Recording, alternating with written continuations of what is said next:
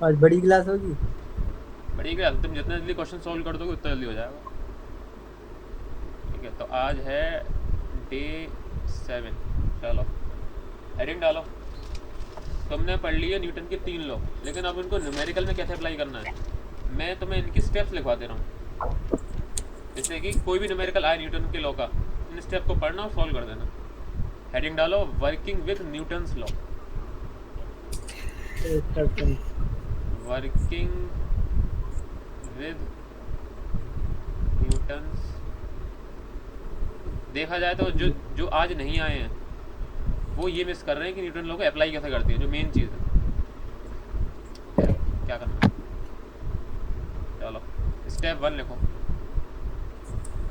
देखो, शुरुआत में तुम्हें लिखना ज़्यादा है, कम से कम मैं अब 15 से 20 मिनट तक कुछ बोलूँगा नहीं, तुम्हें लिखते जाना है बस। सारे स्टेप एक बार में लिख लो, स्टेप एक बार में लिख लो, फिर डायरेक्ट अप्लाई करवा दूंगा मैं। लिखते चले जाओ आप जल्दी जल्दी। पहला स्टेप है डिसाइड द सिस्टम। इनके बारे में पूछना बाद में, पहले लिख लो।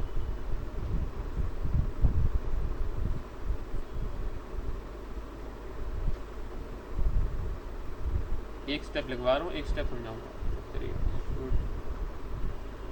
जैसे लिख रहे हो वैसे लिखे ना। हाँ बिल्कुल ऐसे।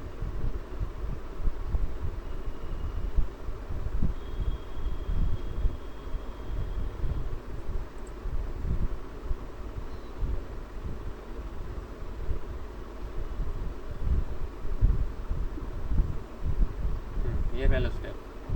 ये पहला स्टेप क्या कर रहा है, क्या क्या कह रहा है कि आप सबसे पहले सिस्टम डिसाइड करें, यानी कि आप स्टडी किस चीज़ को कर रहे हैं। क्या कहने का क्या मतलब है, मान लो तुम इस तरीके की किसी चीज़ को स्टडी कर रहे हो, यानी तो पुली बंधी हुई है और ये अंदर इस तरीके की पुली बंधी हुई है, ठीक है। अब सुनो यार, इस सिस्टम की खास बात क्या है, क्या कि जिस एक्सेलरेशन से ये बॉडी ऊपर जाएगी, ये बॉडी, इसको नाम दे देते हैं 1 और 2। हाँ, जिस एक्सेलरेशन से पहली बॉडी ऊपर जाएगी उसी एक्सेलरेशन से दूसरी बॉडी नीचे आएगी, क्योंकि कनेक्टेड है एक स्प्रिंग से। इसका मतलब क्या हुआ, इसका मतलब क्या हुआ, आप इन दोनों बॉडीज़ को सिस्टम मान के सॉल्व कर सकते हो।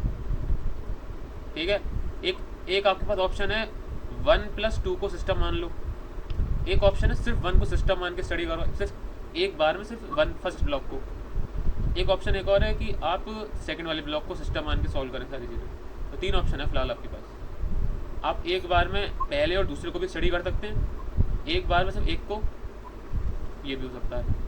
चलो एक और एग्जांपल देखो यार। तो क्वेश्चन की डिमांड पे डिपेंड करेगा हाँ, ना। क्वेश्चन की डिमांड है कुछ। अगर तुमने, अभी मैं तुम्हें कुछ ट्रिक बताऊंगा जब तुम न्यूटन लॉ में अच्छे खासे हो जाओगे, कि अगर तुमने इन दोनों को एक साथ सिस्टम माना, इन फर्स्ट और सेकंड बॉडी को, तो क्वेश्चन कभी कभी जल्दी सॉल्व हो जाएगा। अब सुनो, तुम्हें क्या नहीं करना ये बता दे रहा हूँ। मान लो कुछ ऐसा है, ये एक बॉडी है। फिर भैया एक सेकंड आवाज गई, मैं दोबारा ज्वाइन होता हूँ।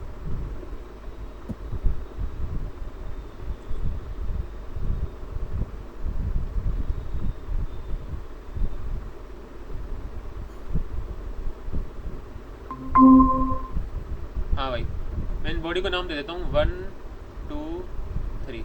चलो, अब बात आती है सिस्टम कैसे माना जाए। तो क्या देखो, होता है? ये मैंने डायग्राम बना रखा है। हम्म, तो अब बात आती है सिस्टम किसको माना जाए। तो देखो, तुम अकेले अकेले तो स्टडी कर सकते। कौन आया नया? प्रीति उपाध्याय, ये कौन है? ज्वाइन उपाध्याय शुभ। शुभ हो सकता है। ज्वाइन तो कर लिया मैंने, आया नहीं लेकिन। हम अपना स्टार्ट करते हैं। हाँ, तो तुम एक चीज़ ध्यान से देखो जरा, अगर मैंने 3 वाली बॉडी को इस तरीके से एक्सलेट किया, तो सेकंड वाली बॉडी नीचे एक्सलेट होगी और पहली वाली बॉडी इस डायरेक्शन में। ठीक है, तो देखो, तुम अकेले अकेले तो स्टडी कर ही सकते हो, यानी कि एक को, फर्स्ट को अलग मान के, सेकंड को अलग मान के, थर्ड को अलग मान के, लेकिन और भी तरीके हैं। क्या? एक को दो के साथ, दो को तीन के नहीं साथ। नहीं नहीं नहीं नहीं नहीं नहीं, तुम 2 को 3 के साथ सम नहीं कर सकते, 2 को 3 के साथ स्टडी नहीं कर सकते। क्यों? अभी नहीं कर सकते, क्यों? एक का एक्सलेशन नीचे है, दूसरे का एक्सलेशन इस डायरेक्शन में है। एक को तीन के साथ कर सकते हैं। हाँ, एक एक को को 3 के तीन। साथ कर सकते हैं, ये गलत है। और एक को 3 के साथ कर सकते हो स्टडी। ठीक है। मैं तो बता दूं, सब। क्या चीज़? बोलो बोलो। सब सबको एक साथ। सबको एक साथ नहीं कर सकते ना। एक अगर फर्स्ट, ये सीधे यानी कि एक ही मोशन में ऊपर नीचे ना नहीं तो इधर लेफ्ट टू राइट ही जा रही हूँ तो फिर तो हम एक हाँ साथ कर सकते हाँ, हैं। एक साथ एक ही लाइन में होने चाहिए सारे एक्सेलरेशन, ये ध्यान रखो, सारे अच्छा। एक्सेलरेशन एक ही लाइन में होने चाहिए। देखो हम्म। सुनो, पहली बात तो ये सुनो, सेकंड और थर्ड को करना इम्पॉसिबल नहीं है। मैं ये नहीं कह रहा हो ही नहीं सकता, हो सकता है, लेकिन तुम नहीं कर सकते अभी, क्योंकि तुम्हारे पास टूल्स नहीं है अभी इतने। ठीक है, तो फिलहाल आपको क्या करना है, सारे एक्सेलरेशन एक ही लाइन में होने चाहिए। ठीक है, एक एग्जांपल और लो जरा। भैया भैया भैया हाँ बोलो जयेंद्र। सेकंड और थर्ड का थोड़ा टेढ़ा अस्तु सा आएगा भैया। ना, तो ऐसे टूल से भी करते हैं तो। एक मिनट एक मिनट, हाँ जयेंद्र थोड़ा ठीक से बोला, समझ में नहीं आया मुझे। सेकंड और थर्ड का एक्सप्रेशन थोड़ा टेढ़ा सा आएगा ना। टेढ़ा इन द सेंस? हाँ मतलब थोड़ा सेकंड से थर्ड की तरफ, हाइपोटेनस की तरह। हाँ तुम ये बात सही बोल रहे हो, लेकिन अब बात आती है, अगर इसका एक्सेलरेशन ये है, ये बॉडी ऐसे मूव कर रही है, ये बॉडी ऐसे मूव कर रही है, तो एक्सेलरेशन इस डायरेक्शन में होने का क्या मतलब है? तो बीच में आता है सेंटर ऑफ मास का कंसेप्ट। सेंटर ऑफ मास वो अभी तुम्हारे उसमें नहीं है, 5वें 6ठे चैप्टर में है वो, तो वो भी मैं कराने की सोच नहीं रहा हूँ।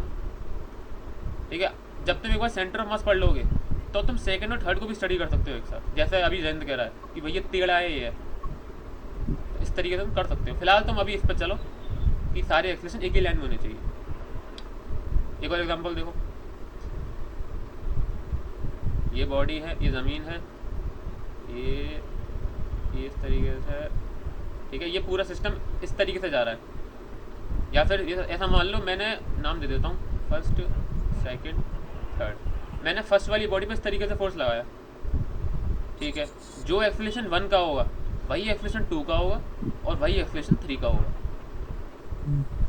तो इस वजह से तुम तीनों को एक साथ सिस्टम मान के स्टडी कर सकते हो। अकेले अकेले भी कर सकते हैं। अकेले अकेले तो कर ही सकते हो, अकेले को अलग, 1 को अलग, 2 को अलग, 3 को अलग, और देखो 2 और 1 को एक साथ मान के कर सकते हो। ठीक है, 3 और 2 को मान कर सकते हो, 1 और 3 को मान के कर सकते हो, 1 + 2 + 3 को सिस्टम मान के कर सकते हो। तुम्हारी चॉइस है, सारे सबका एक्सेलरेशन सेम डायरेक्शन में है, ये है। एक ही लाइन में होना चाहिए सब कुछ। ठीक है, चलो भैया कितना करा दिया आपने? बहुत सारा होगा, 2 ऐसी क्लास चल रही है। ये ज़्यादा हो गया। सही कह रहे हो। मैंने न्यूटन्स लॉ को अप्लाई करना बताया, कैसे कर रहे हैं। पहला स्टेप था इसमें, सिस्टम को कैसे डिसाइड करते हैं। सिस्टम को डिसाइड करते हैं कैसे, कि उन सिस्टम में जितनी बॉडीज़ हैं उनका एक्सेलरेशन सेम लाइन में होना चाहिए, यानी कि आइडेंटिकल होना चाहिए।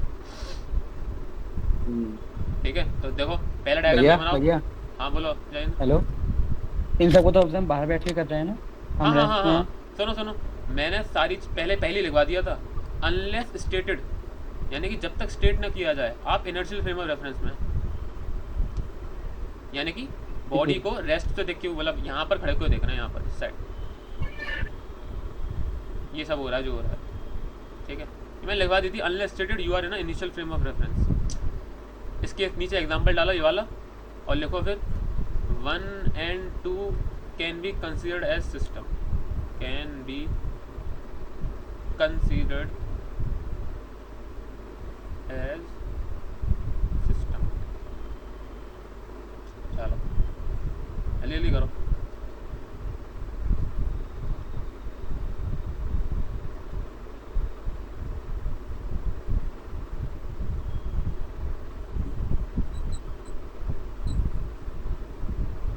ये ऐसे मत लिखो यार, ऐसे लिखो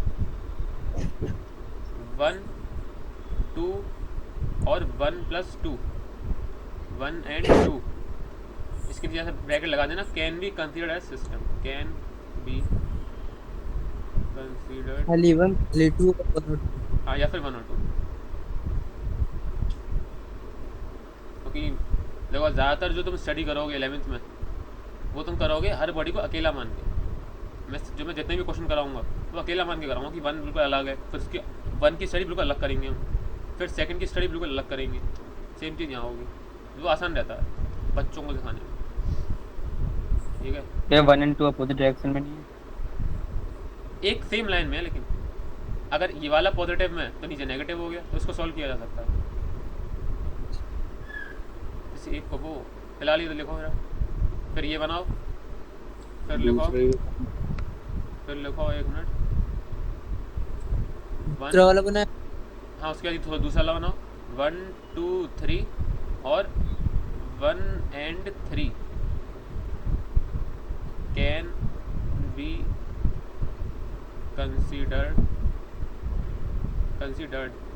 as a system। ठीक है, चलो गाना मत गाओ लकी, ना ना ना, फिजिक्स क्लास है।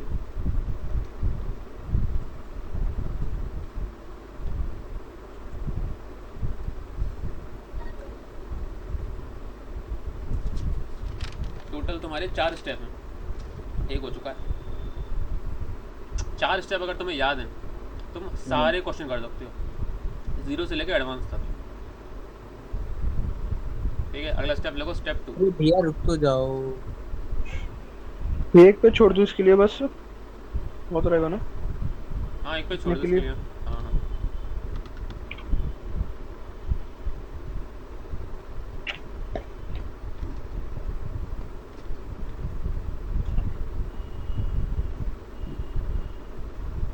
क्या क्या था? Only one. ओनली वन, ये क्या लिखा हुआ है?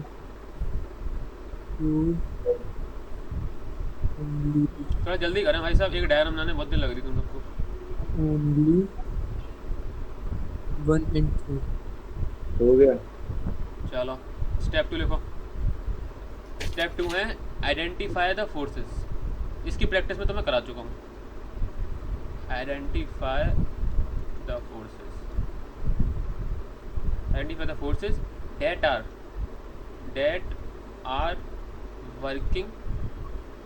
that are working on the system, यानी सिस्टम के ऊपर कौन से फोर्स काम कर रहे हैं आपको वो कंसिडर करने। ऑन के ऊपर देखो रेक्टेंगल बना लो इस तरीके से, ऑन बहुत इंपॉर्टेंट है।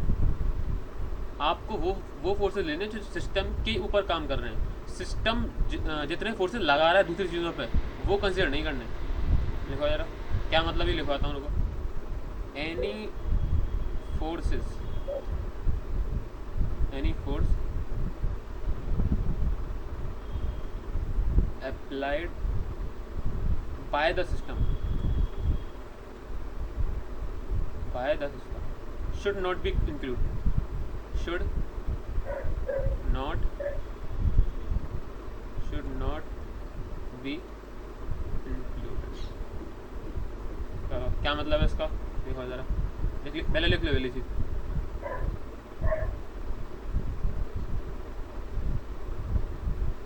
नो ठीक है, ये सिस्टम का क्या मतलब है? बहुत बढ़िया। अब सिस्टम का मतलब ये है हम जिसके बारे में स्टडी कर रहे हैं, यानी इसके बारे तो आपने बॉक्स के ऊपर बताया था। हाँ, अगर हम सिर्फ और सिर्फ बॉक्स के बारे में स्टडी कर रहे हैं तो बॉक्स सिस्टम है। अगर तुम दोनों बॉक्स की एक साथ स्टडी करना चाहते हो तो दोनों बॉक्स मिला के सिस्टम है। और सिस्टम में बॉडी डिसाइड कैसे करते हैं, सिर्फ उन बॉडीज़ को जिनका एक्सेलरेशन आइडेंटिकल है। जैसे ये दोनों का आइडेंटिकल है ऊपर नीचे। फर्स्ट देखो, फर्स्ट का इस डायरेक्शन में लेकिन सेकंड का नीचे है, तो फर्स्ट और सेकंड को वो नहीं कर सकते हम, क्या कहते हैं, सिस्टम मान के। लेकिन फर्स्ट और थर्ड का एक ही डायरेक्शन में एक्सेलरेशन, तो इनको मान सकते हैं सिस्टम। ये पहले वाले केस में एक एक्सेलरेशन ऊपर जा रहा था, एक नीचे जा रहा था। हाँ इसमें तो आइडेंटिकल होगा। हाँ, दोनों सेम लाइन में है ना, तो इनको एक को पॉजिटिव मान के दूसरा नेगेटिव हो जाएगा। ठीक है। ठीक है, आप सुनो जरा मैं क्या कहना चाह रहा था। अब 9th क्लास के बच्चों का सबसे बड़ा कन्फ्यूज़न होता है, जो मेरा भी था, मेरा पूरी 11th रहा था, मैं तुम्हें वो बताने जा रहा हूँ। देखो जरा, पहले सिंपल केस लेते हैं। एक बॉल ये रही, एक बॉल ये रही। इस बॉल का नाम रखते हैं हम 1, इस बॉल का नाम रखते हैं 2। ठीक है, अभी ये एक दूसरे से टच नहीं है, तो इन पर सिर्फ mg फोर्स लग रहा होगा, m1g और m2g। कोई दिक्कत तो नहीं है इसमें। चलो अब ऐसा करते हैं, इसको टच करते हैं, टच हो गई, मतलब कोलाइड हो गई। ठीक है, तो सबको ये बताया जाता है कि ये क्या होंगी, ये नॉर्मल फोर्स लगाएंगी। नॉर्मल हो जाएगा। ठीक है, अब देखो सबसे बड़ा कंफ्यूजन जो मेरा भी था, सिर्फ तुम्हारा नहीं मेरा भी था, कि भाई एक फोर्स इधर लगा, एक फोर्स इधर लगा, दोनों कट पिट के जीरो हो गए, तो ये दोनों बॉडी मूव क्यों कर रही हैं? नहीं भैया, एक तो उसने लगाया है पहली बॉल का दूसरी पे है, और वो जो दूसरा वाला है वो इस वाली बॉडी का दूसरी बॉडी पे है। तो दोनों फोर्स कट पिट के जीरो हो गए, तो दोनों बॉडी मूव क्यों कर रही हैं? ये बताओ। क्योंकि इस पे खाली एक फोर्स थोड़ी लग रहा है, बहुत सारे फोर्स लग रहे हैं ना। नहीं नहीं नहीं, ऐसा कुछ नहीं है। अभी तुम मान लो सिर्फ, अच्छा तो ऐसा दूसरा फोर्स होगा फिर। ना ना, ऐसा मान लो कि ग्रेविटी है ही नहीं, चलो ठीक है, वैक्यूम में भी तो बॉल टकरा सकती है, तो जब बॉल टकराएंगी तो क्या होगा, ये वाली बॉल उधर जाएगी, ये वाली बॉल उधर जाएगी, तो अब नेट फोर्स जीरो हो रहा है, तो ये बॉल मूव क्यों कर रही है? ये किसने कह दिया कि नेट फोर्स 0 है? जो पहले अरे, टकराई थी एक है, सुनो सुनो, एक है निधड़ता, एक है निधड़ता। मैंने तुम्हें बता दिया था कि जो एक्शन रिएक्शन फोर्सेस होते हैं वो इक्वल एंड अपोजिट होते हैं। तो क्वेश्चन ये आता है, जब भी कोई भी दो चीज़ टकराती हैं तो ये इक्वल एंड अपोजिट फोर्स उन पर एक्ट कर रहा होगा। जी भैया। इक्वल एंड अपोजिट यानी कि दोनों कट पिट के जीरो हो जाने चाहिए, तो चीज़ें मूवी क्यों करती हैं? क्वेश्चन मेरा ये है, ये बताओ इसका आंसर। तो वो तो दूर जा रही है ना, वो अंदर आउटवर्ड की तरफ लग रहा है ना, अंदर की तरफ थोड़ी लग रहा है वो। तो नेट, अरे फिर वही बात, नेट फोर्स तो जीरो हो गया ना। 0 हो गया, स्टेबल एमजी ना। टकराने की वजह से भी एक्सेलरेट तो किया वो, तो एक्सेलरेशन तो आ गया ना। चलो चलो, तुमने ऊपर के 2 पॉइंट समझे ही नहीं है। अब सुनो जरा, सुनो। मैंने यहाँ पर जो ऑन के ऊपर ये बनाए थे, स्टार बनाए थे, वो कुछ सोच के बनवाए थे। सुनो जरा, पहले कंसीडर करते हैं, इसको नाम दे देते हैं 1 और 2। भैया जैसे एक सुनो बार सुनो सुनो, चांस जा चुका है तुम सबका, मेरी बात सुनो। हाँ, अगर तुम कमेंट कर रहे हो दूसरी वाली बॉडी के ऊपर कि भाई दूसरी वाली बॉडी इधर जानी चाहिए, तो तुम क्या कंसीडर करोगे? सिर्फ और सिर्फ वो फोर्सेस जो दूसरी वाली बॉडी पैक कर रहे हैं, यानी कि आप कंसीडर करेंगे सिर्फ इतना। यानी कि अगर आप बोल रहे हैं कि सेकंड वाली बॉडी के साथ क्या होने वाला है, तो आप कौन से फोर्सेस कंसीडर करेंगे? यानी कि अगर आपने सेकंड वाली बॉडी को सिस्टम माना है, तो आप वो फोर्सेस कंसीडर करेंगे जो कि सेकंड वाली बॉडी पर एक्ट कर रहे होंगे ऑन। आप वो फोर्सेस कंसीडर नहीं करेंगे जो कि दूसरी वाली बॉडी पहली वाली बॉडी पर लगा रही है। यानी कि देखो यार, हाँ भैया सही। देखो यार, अगर मैं इसको अच्छा जब रुको रुको, पहले सुनो, जब पहले सुनो। देखो यार, ये नॉर्मल रिएक्शन लग रहा है सेकंड वाली बॉडी पर जो कि लगा रही है पहली वाली बॉडी, ठीक है। ये वाला नॉर्मल फोर्स लग रहा है पहली वाली बॉडी पर जो कि दूसरी वाली बॉडी लगा रही है। तो जब मैंने सेकंड वाली बॉडी को सिस्टम माना है, तो सेकंड वाली बॉडी दूसरी वाली बॉडीज पर जो जो फोर्स लगा रही है, मुझे वो कंसीडर नहीं करनी। देखो ये फोर्स कौन सा है जो सेकंड वाली बॉडी लगा रही है और सब दूसरी पर, मुझे क्या कंसीडर करना है? सिर्फ फोर्सेस लग रहा है फोर्सेस सेकंड पर लग रहे हैं, पर वो कौन सा लग रहा है? सिर्फ ये वाला 10-2-1। N2। देखने में तो ऐसा लग रहा है ना कि फर्स्ट बॉडी सेकंड बॉडी। एक पर हम तो अगर दोनों को सिस्टम है तो वो एक ही लाइन। हाँ, अब रुको रुको रुको, ये बहुत इंटरेस्टिंग क्वेश्चन है, बताऊंगा। रुको, पहले ये चीज़ समझ में आई कि सेकंड वाली बॉडी इधर की मूव कर रही है, फर्स्ट वाली बॉडी इधर की मूव कर रही है। हाँ भैया। चलो, अब एक क्वेश्चन आता है। पहला वाले पॉइंट मैंने ये लिखवाया था, कहाँ गया ये रहा, आइडेंटिकल एक्सलेशन होनी चाहिए। तो देखो यहाँ पर क्या था, एक ऊपर एक नीचे, तो मैंने इसको भी सिस्टम मानने के लिए कह दी थी। चलो अब इधर देखो जरा, अगर मैं चाहूँ तो फर्स्ट और सेकंड को भी सिस्टम मान सकता हूँ, उसका मतलब ये हुआ।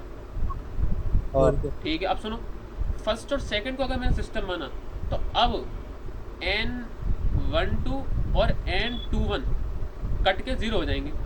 0, ठीक है। तो बात कुछ ऐसी आती है, इसका मतलब ये जो सिस्टम है उसका एक्सेलरेशन 0 है। सिस्टम का एक्सेलरेशन, ध्यान से सुनना, सिस्टम का एक्सेलरेशन 0 है। सिस्टम के अंदर आने वाली बॉडीज का एक्सेलरेशन 0 नहीं है। ये इसके बारे में कमेंट नहीं कर सकते। अब सुनो यार, अगर मैं ये कह रहा हूँ कि सिस्टम का एक्सेलरेशन 0 है, इसका मतलब क्या है? कोई अंदाजा लगा सकता है? मैं तुम्हें हिंट दे दूँ। अगर मैं सिस्टम का एक्सेलरेशन 0 कह रहा हूँ, यानी कि मैं ये कह रहा हूँ सिस्टम से रिलेटेड एक ऐसा पॉइंट है जो कि जिसका एक्सेलरेशन 0 है। कुछ समझ में आया किसी को? कुछ हिंट मिला हो? कुछ बोलना चाहे वो बताओ। कवर सही से देना। मैंने अगर बेस को दोबारा रिपीट कर दो जो आपने अभी बोला। मैं अगर सेकंड वाली बॉडी को कह रहा हूँ, क्या कहते हैं, सिस्टम मान रहा हूँ, तो उस पर सिर्फ एक फोर्स ऐड कर रहा है N21, तो वो बॉडी राइट में जानी चाहिए। अगर मैं फर्स्ट वाली बॉडी को सिस्टम मान रहा हूँ तो उस पर नेट फोर्स 0 नहीं है लेफ्ट में, तो बॉडी लेफ्ट में जानी चाहिए। यहाँ तक तो सब सही है। मैं फर्स्ट और सेकंड को दोनों को मिला के भी सिस्टम मान सकता हूँ। तो अब यहाँ पर कट पिट के फोर्स 0 आ रहा है, तो इस सिस्टम से रिलेटेड ऐसी क्या चीज़ है जिसका एक्सीलरेशन 0 है, मैं ये पूछ रहा हूँ। भैया कोई भी एक बॉडी रुक जाएगी दूसरी चल जाएगी। ये कौन सी बात है? अभी तो हमने देखा कि इन दोनों बॉडी पर अगर इंडिविजुअली देखा जाए तो नेट फोर्स 0 नहीं है। हाँ, अब मैं तुम्हें बताता हूँ, सुनो। मान लो इस, या फिर ये थोड़ा कॉम्प्लिकेटेड है, ऐसी को देखो यार, मैं तुम्हें बता दूँ, ये एक्चुअली 5th यूनिट का टॉपिक है, सॉरी 6th का। इन दोनों फर्स्ट और सेकंड बॉडी का जो सेंटर ऑफ मास है, एक देखो, हर सिस्टम को रिप्रेजेंट, मेरी बात ध्यान से सुनना, हर सिस्टम को रिप्रेजेंट हम एक पॉइंट से कर सकते हैं, ठीक है। उस पॉइंट को डिसाइड कैसे करते हैं कौन सा होगा, वो उसका होगा सेंटर ऑफ मास। कहने का मतलब ये है, अब मान लो ये स्केल है, ठीक है। तुम्हें पता है कि अगर मैंने अपनी जो फिंगर है इस यहाँ पर रखी, ज़्यादा पतली हो गई तो ये बैलेंस रहेगा। तो तुमने अपनी उंगली कहाँ पर रखी है, तुमने उसके सेंटर ऑफ मास पर रखी है। तो यानी कि अगर मैं इस स्केल को, पूरे स्केल को एक पॉइंट से रिप्रेजेंट करना चाहूँ तो वो ये वाला पॉइंट होगा, COM। रिप्रेजेंट करने का मतलब नहीं आया मेरे को। अब सेंटर ऑफ मास पूरा आधा यूनिट है, उसी पर डिस्कस करेंगे। फिलहाल आप इतना समझे, बस इतना याद रखो कि फिलहाल पूरे सिस्टम का देखा जाए तो सिस्टम पे नेट फोर्स 0 है, और सिस्टम पे नेट फोर्स 0 होने का ये मतलब नहीं है कि उसके अंदर की बॉडीज़ का एक्सीलरेशन 0 है। पूरे सिस्टम की बात चल रही है। पूरे सिस्टम को हम रिप्रेजेंट करते हैं उसके सेंटर ऑफ मास से, और सेंटर ऑफ मास का एक्सीलरेशन 0 है फिलहाल यहाँ पे, ठीक है।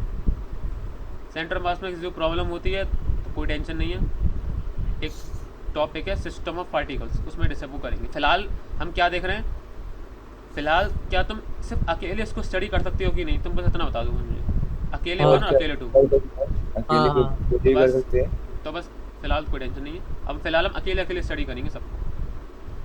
तुम्हें बस ये समझ में आना चाहिए ऑन और बाय का क्या मतलब है, on the system and by the system. हाँ ठीक है। चलो ये लिख लिया, ये 2 लाइन लिख ली होंगी तुमने। ऑन को ये ऐसा स्टार लगा लेना, तुम्हें समझ में आ गई होगी ऑन की कितनी इंपॉर्टेंस है। चलो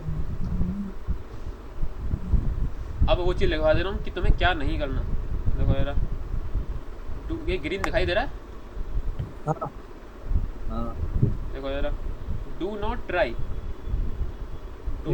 ट्राई, यानी कि सिस्टम को बिना डिसाइड करे फोर्सेस को आइडेंटिफाई करने की कोशिश मत करना कि तुमने सिस्टम डिसाइड करा नहीं है, तुम कमेंट करे यार अरे नेट फोर्स 0 हो गया और तो रुक जाना चाहिए। क्या रुक जाना चाहिए, पहले सिस्टम डिसाइड करें sir. Do not try to identify forces, do not try to identify the forces before you have decided the system, before you have, line समझ में आ गई होगी, बिना सिस्टम डिसाइड करे फोर्स आइडेंटिफाई करने की कोशिश ना करें, वरना आप पागल हो जाए। खैर एक हैशटैग बनाओ। एक चीज़ और चेक कर लेना फोर्सेस बनाते टाइम, जब तुम सारे फोर्सेस आइडेंटिफाई कर रहे हो, क्या कि ऑब्जर्वर कहीं नॉन इनर्शियल फ्रेम में तो नहीं है। अगर नॉन इनर्शियल फ्रेम में होगा तो एक सूडो फोर्स एक्स्ट्रा सब पे लगेगा। क्या भैया नॉन एक्सेलरेटेड फ्रेम में होगा? इनर्शियल माने accelerated, non inertial not accelerated. हाँ नॉन इनर्शियल ही तो कहा मैंने। नॉन इनर्शियल यानी कि तुमने एक्सीलरेटेड बोला था, नॉन इनर्शियल यानी कि एक्सीलरेटेड फ्रेम में अगर कोई है तो सब बॉडी पे एक एक्स्ट्रा सूडो फोर्स और लगा देना। हाँ अरे मैंने बोला था नॉन माने एक्सीलरेटेड होता है ना, हाँ, एक्सीलरेटेड। लिखो यार, check if the observer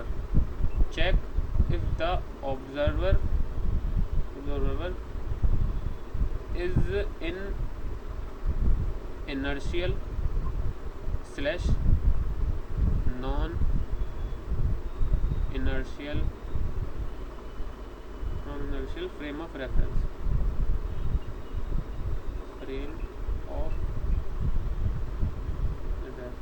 acceleration के अपोजिट लगानी है ना। हाँ पूरा सिस्टम जिस डायरेक्शन में एक्सीलरेटेड हो और तुम उसी सिस्टम में बैठ के स्टडी कर रहे हो, तो सारी बॉडीज़ पे एक उल्टा डायरेक्शन में फोर्स लगा देना। भैया क्या फ्रेम ऑफ रेफरेंस, ठीक है ठीक है। इफ़ नॉन इनर्शियल, अगर नॉन इनर्शियल मिले तो मैं आंसर इसका, जब तुमने चेक किया if non inertial then also include pseudo forces, also include pseudo forces. फिर अलावा लिखो। भैया सूडो फोर्स तो जैसे एक्सीलरेशन की उल्टी तो लगती है, हर फोर्स की उल्टी तो नहीं लगेगी। मैं जितना लिखवाना था मैं तुम्हें थ्योरी लिखवा चुका हूँ, वहाँ जाएँ आप रीड करें। अरे अब इतना दो दिन दिए मैंने तुम्हें सूडो फोर्स समझाने के लिए, कुछ तो फायदा हो उसका, मेरा टाइम तो अरे बचना चाहिए नहीं, थोड़ा सा। हाँ वो तो ठीक है, वो मैं बस ऐसे ही। देखो यार, मेक स्टेप थर्ड है मेक फ्री बॉडी डायग्राम, इसका क्या मतलब है मेक फ्री बॉडी डायग्राम मतलब वही बता रहा हूँ उनको। देखो कोई ऐसा केस मानो कि ये पुली है और ये क्या कहते हैं, दो बॉडी अटकी हुई है, तो देखो इस पर कितने सारे फोर्स काम कर रहे होंगे।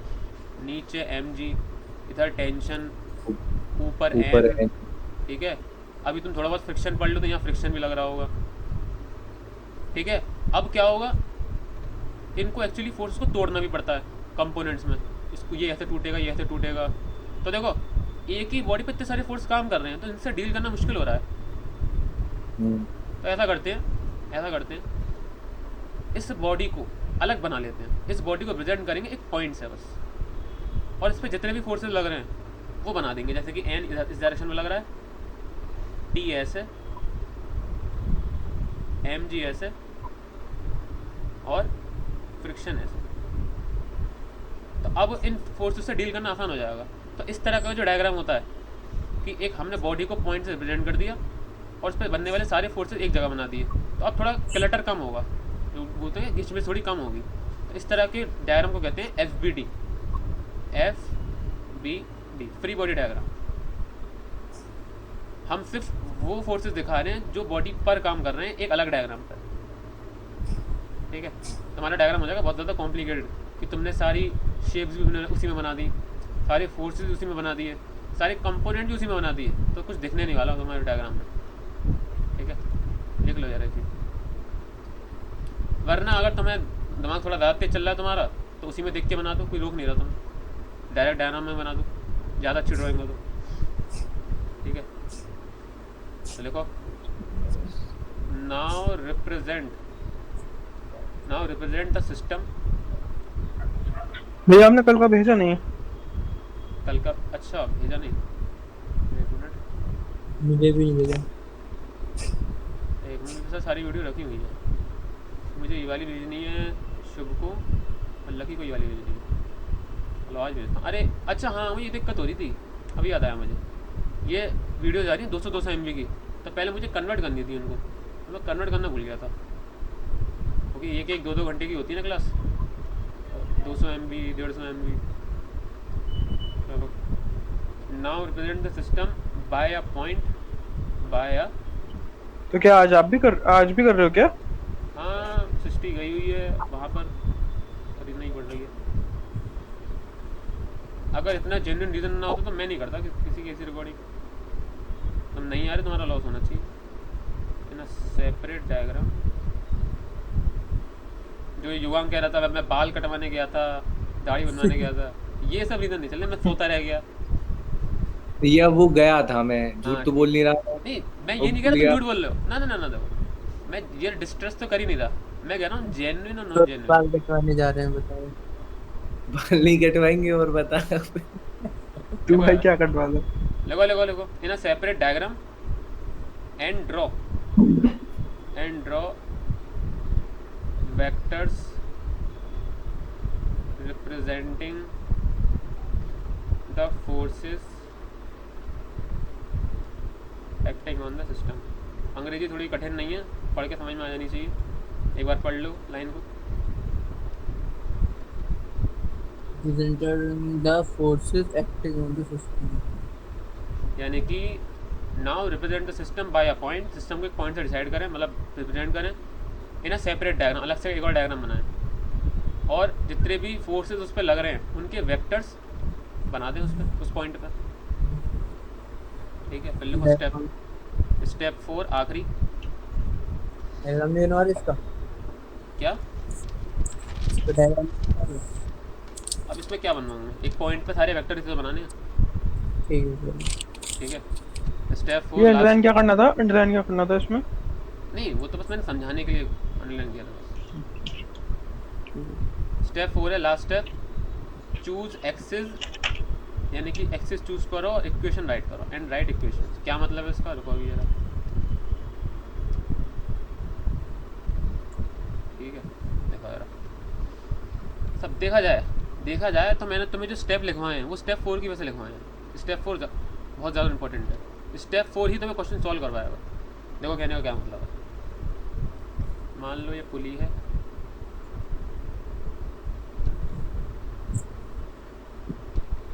ठीक है, ये मान लो M1 है और ये M2 है, तो देखो इसमें सारे फोर्सेस बनाओ, ये M1G टेंशन और ये M2G, टेंशन और टेंशन, दुनिया में टेंशन वैसे भी होता है। अब सुनो यार, अभी मैं मानता हूँ देखो, अच्छा इसको स्टेप बाय स्टेप सॉल्व करते हैं इस क्वेश्चन को। स्टेप 1 क्या था, सिस्टम डिसाइड करते हैं। तो पहले मैं सिर्फ और सिर्फ 1 को सिस्टम मानता हूँ, फर्स्ट सिर्फ 1 के बारे में स्टडी करते हैं। ठीक है, स्टेप 2 क्या था, जितने भी फोर्सेस 1 पर लग रहे हैं वो आप बना दिए वो M1G और टेंशन। ठीक है, check if the observer inertial frame में, ठीक है, कोई दिक्कत नहीं है। फिर स्टेप 3 था, इसका फ्री बॉडी डायग्राम बना दें। तो देखो फ्री बॉडी डायग्राम कैसे बनेगा, बस इसको एक पॉइंट बना दें यहाँ पर, एक ऊपर T और एक नीचे M1G। ऊपर नीचे नहीं, ऊपर नीचे कंपोनेंट पर। ठीक है, अब सुनो, ये इतना हो गया, ये हो गया फ्री FBD पहले वाले उसका। ठीक है, अब देखो स्टेप 4 क्या कहता है। स्टेप 4 ये कहता है, अच्छा तुम मुझे एक बात बताओ, क्या तुम्हें ऐसा लगता है कि ये बॉडी कुछ इस तरीके से गिरेगी, ये ऊपर और ये नीचे? सही बात। ठीक है, तो चौथा स्टेप ये कहता है कि जिस भी डायरेक्शन, देखो ध्यान से सुनना, जिस भी डायरेक्शन में एक्सेलरेशन हो सकता है, जैसे हमने मान लिया अभी ऊपर है एक्सेलरेशन, उस डायरेक्शन को मान लिया पॉजिटिव।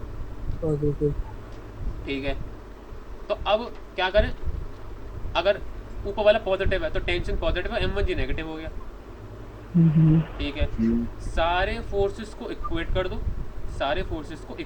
साइन कन्वेंशन के साथ, और इक्वेट करके लिख दो M इंटू ए के बराबर।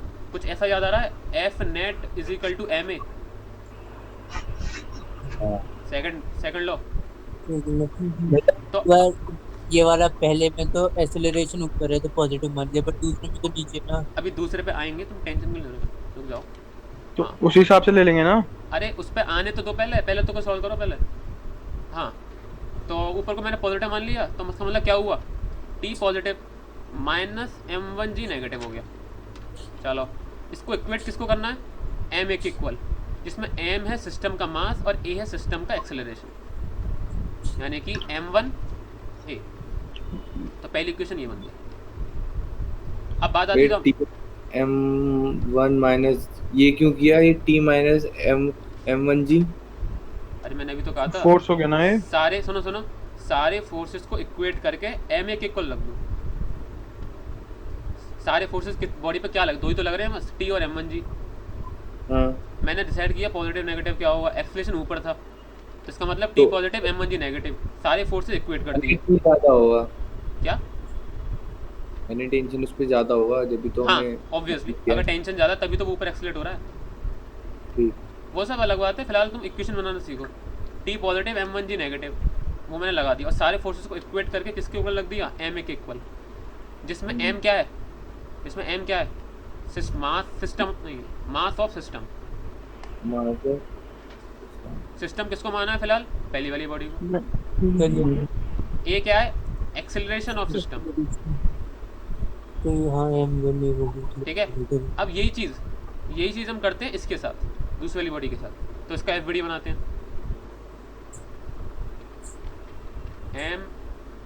M2G और ऊपर टेंशन थी। ठीक है, अब एक्सेलरेशन लेकिन किस डायरेक्शन में? नीचे तक।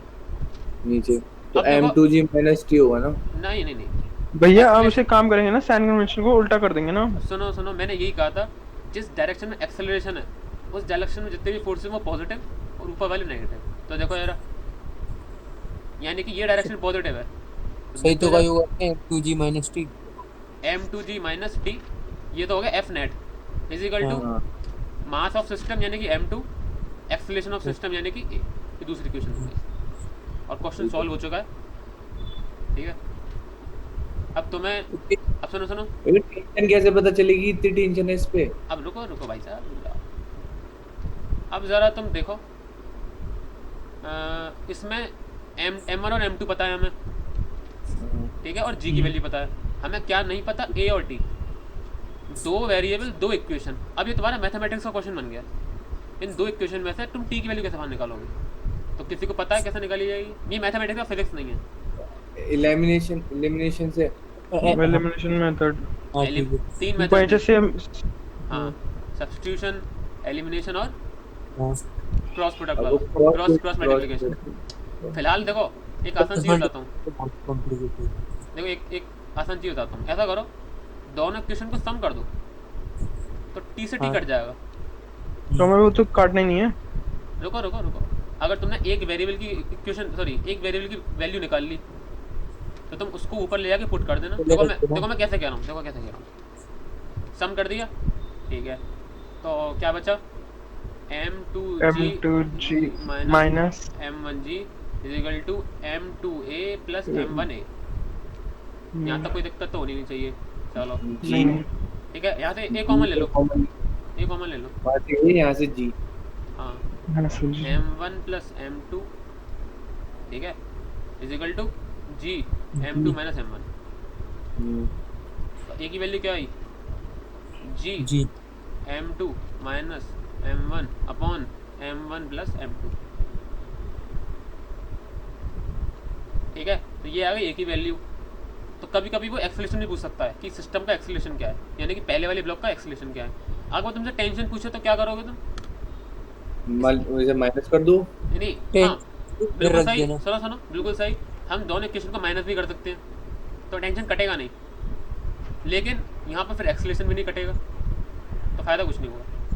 हमें फिर हमें ओवरऑल, करना पड़ेगा ना, एलिमिनेशन मेथड करना पड़ेगा। तो ओवरऑल मेरे पास a की वैल्यू आ गई। अब मैं इसको कहीं भी पुट कर दो, यहाँ पुट कर दो या पहली वाली इक्वेशन पुट कर दो, तो ये नया फॉर्मूला आ गया। नहीं नहीं, याद करने की जरूरत नहीं है। अब अभी मैं एक ब्लॉक के नीचे एक और फॉर्मूला, क्या कहते हैं, एक ब्लॉक और लटका दूंगा, तो नया फॉर्मूला याद करोगे? नहीं मैं वही तो कह रहा हूँ, आपने कहा था ना कितने सारे फॉर्मूले आ जाएंगे। हाँ वही तो, अभी एक आ गया, टेंशन का आ जाएगा। अभी एक ब्लॉक और नीचे लटका दो, एक और दो तीन फॉर्मूले और नए आ जाएंगे। तो लोग याद करते हैं, मैंने देखा है याद करते हुए, कि इससे डायरेक्ट क्वेश्चन डायरेक्ट सॉल्व हो जाता है कि दो मास पुली पे लटके हुए हैं, दोनों को सब्ट्रैक्ट करो अपॉन दोनों का सम करो इनटू 10 से कर दो, एक्सक्लेशन आगे तुरंत। लेकिन ये करने की जरूरत नहीं है, ठीक है? तुम कंसेप्ट ध्यान रखना। ये नोट क्या करना है इसमें? स्टेप 4 लिखना है तुम्हें पूरा। लिख तो दिया, choose axis and right equation, फिर उससे आगे क्या लिखना? वो मैं बता रहा हूँ, ये choose axis and right equation तुमने कर दिया था। अब लिखो जरा,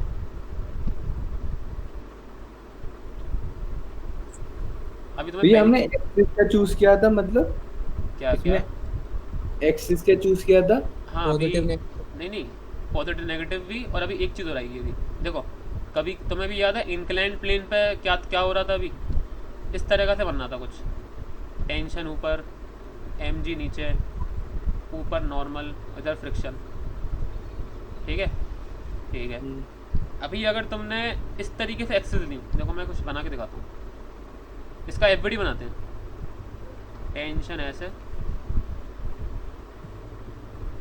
नॉर्मल ऐसे, फ्रिक्शन ऐसे, और m1g, एक्सीलरेशन और साइड में होगा टेंशन की। ठीक है? अब वो पता चलेगा कि वो कहाँ जा रहा है, वो पता होना चाहिए, ठीक है? वो पता चल जाएगा, भी उसकी टेंशन नहीं है। हाँ, फिलहाल हम उसका नेट फोर्स निकालते हैं, ठीक है? अब तुम क्या करोगे, इन जो फोर्सेज हैं उनको तुम्हें तोड़ना पड़ेगा। देखो कैसे, नया कलर लेते हैं। वो पे फ्रिक्शन मत लो, ताकि फ्रिक्शन बड़ा नहीं तुम अब फ्रिक्शन को सिर्फ एफ एक फोर्स मानो बस फिलहाल।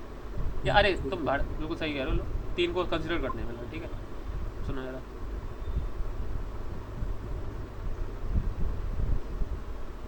अगर मैंने एक्स सिर्फ ऐसी ली तो मुझे क्या करना पड़ेगा? पहले मैं टेंशन को तोड़ूंगा 2 पार्ट में। मैंने तुम्हें क्या बताई थी, हम 2D को एक साथ वो नहीं करते एनालाइज, 2D को तोड़ते हैं 1D मोशन में, 2 1D में। तो देखो यार, इसको मैंने ऐसे तोड़ दिया तो उसको कहता हूँ मैं टी वाई, इसको कहता हूँ टी एक्स, ठीक है। इसको मैं 2 में तोड़ता हूँ, इसको मैं नाम देता हूँ एन एक्स, इसको देता हूँ एन वाई। ये बॉक्स 2D मोशन करेगा। हाँ नहीं, अरे मैं तेरे को पूरा डायग्राम बना दे रहा हूँ, मैं ज़्यादा टेंशन रुको रुको रुको रुको रुको, ठीक है। अब मान लेते हैं ये जो है इस तरीके से एक्सीलेट करने वाला है, ठीक है। अब सुनो ज़रा, बात आती है एक्सिस किस तरीके से लें, एक्सिस जो है किस तरीके से लें कि आसान हो। अब सुनो ज़रा, इसको जूम करो ज़रा। एमजी की तो बनी नहीं। अरे एम जी तो उसी लाइन में जा रहा है ना, तो कंप्लेंट कैसे करोगे? एमजी बस वाई में जाएगा, वाई में ही है पूरा। एक्स कहीं नहीं से कुछ। अब सुनो सुनो, जो बॉडी है वो इस डायरेक्शन में एक्सेलरेट कर रही है, देखो यार देखो, एक मिनट, बॉडी जो है इस डायरेक्शन में एक्सेलरेट कर रही है ऊपर की तरफ इंक्लिनेशन के साथ, ठीक है। तो अब तुम्हें क्या करना पड़ेगा, क्या करना पड़ेगा? पहले जब तुम इसे कंपोनेंट्स दोबारा बता देना यार, कंपोनेंट इतनी बार तो बता चुका हूँ मैं। एक किसी वेक्टर के 2 कंपोनेंट होते हैं, एक ये वाला और एक ये वाला, बस वही तो किया है। टी के कर दिए, एन के कर दिए। हाँ हाँ, ये तो आगे मुझसे ये तो बताया हमने। हाँ बस नहीं बताया अभी तक। अच्छा टी एक्स टी वाई, बस जो वर्टिकल है उसको टी वाई कर दिया है, ठीक है। ठीक है। अब तुम्हें क्या करना पड़ेगा, तुमने जो तो देखो उसको ध्यान से सुनना, पूरी न्यूटन लॉ में कंफ्यूजन रहेगा ये पढ़ना ही क्योंकि तुमने जो वो किए हैं कंपोनेंट्स, वो इस तरह की एक्सिस को लेके किए हैं, तो तुम्हें एक्सेलरेशन का भी कंपोनेंट करने पड़ेंगे 2, एक ए एक्स और एक ए वाई। अब देखो क्या करना पड़ेगा तुम्हें, पहले हम पूरे हॉरिजॉन्टल मोशन को वो करते हैं एनालाइज, ठीक है। देखो यार, हॉरिजॉन्टल मोशन में कैसा एक्सेलरेशन है, इस डायरेक्शन में है,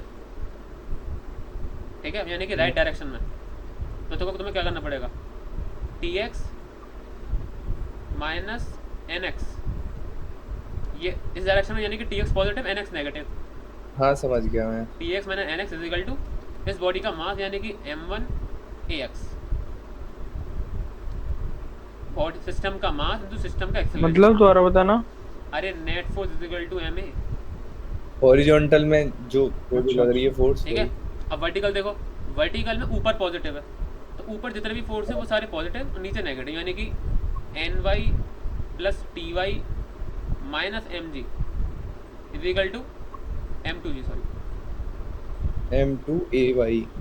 ठीक है। इसको ये एक्चुअली वो मास का, अरे फिलहाल m मानो उसको, m1 m2 अभी मत मानो, mg is equal to m/ay।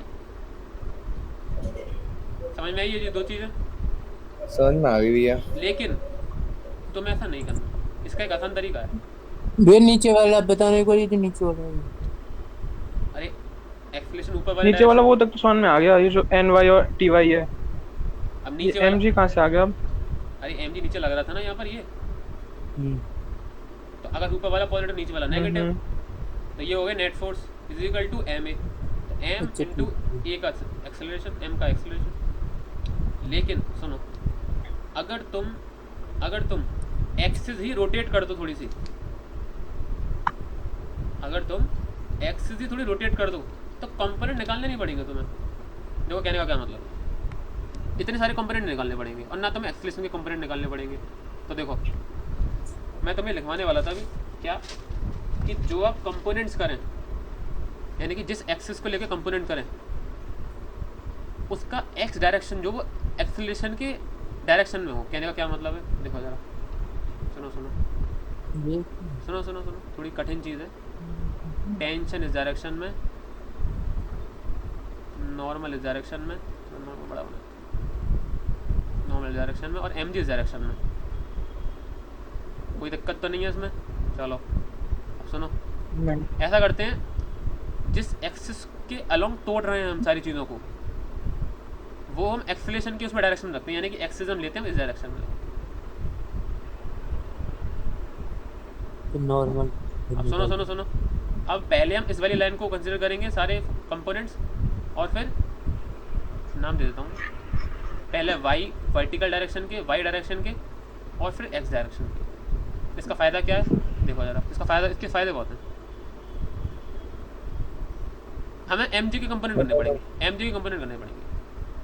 पहले 2 के करने पड़ रहे थे, अब 1 के करने पड़ रहे हैं, ठीक है। एन और टी के रक्षा था जाएंगे। अब सुनो ज़रा, इसको नाम देता हूँ मैं, इसको नाम क्या दूँ मैं?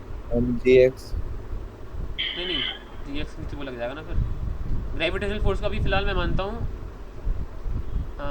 क्या नाम दूँ? जी नाम दे देता हूँ ग्रेविटेशनल को। तो ये कंपोनेंट क्या है? जी एक्स, और ये क्या है? जी वाई। चलो अब इसका फ़ायदा क्या है देखो। एक बात बताओ, अगर कोई बॉडी इंक्लाइन प्लेन पे ऐसे जा रही है इस तरीके से ऊपर, तो वो इस तरीके से मूव होना कर रही वाई डायरेक्शन में, वो तो वहाँ तो रेस्ट में वाई डायरेक्शन के रेस्पेक्ट में। इसका मतलब वाई कंपोनेंट जितने भी हैं, वाई में जितने भी हैं, वो कट पिट के जीरो हो रहे हैं। इसका मतलब क्या हुआ? GY minus N is equal to G Y, या फिर जो जुआंग बोल रहा है N minus G Y is equal to zero, या फिर एम इंटू जीरो। एक्सलेशन है ही नहीं वाई डायरेक्शन में।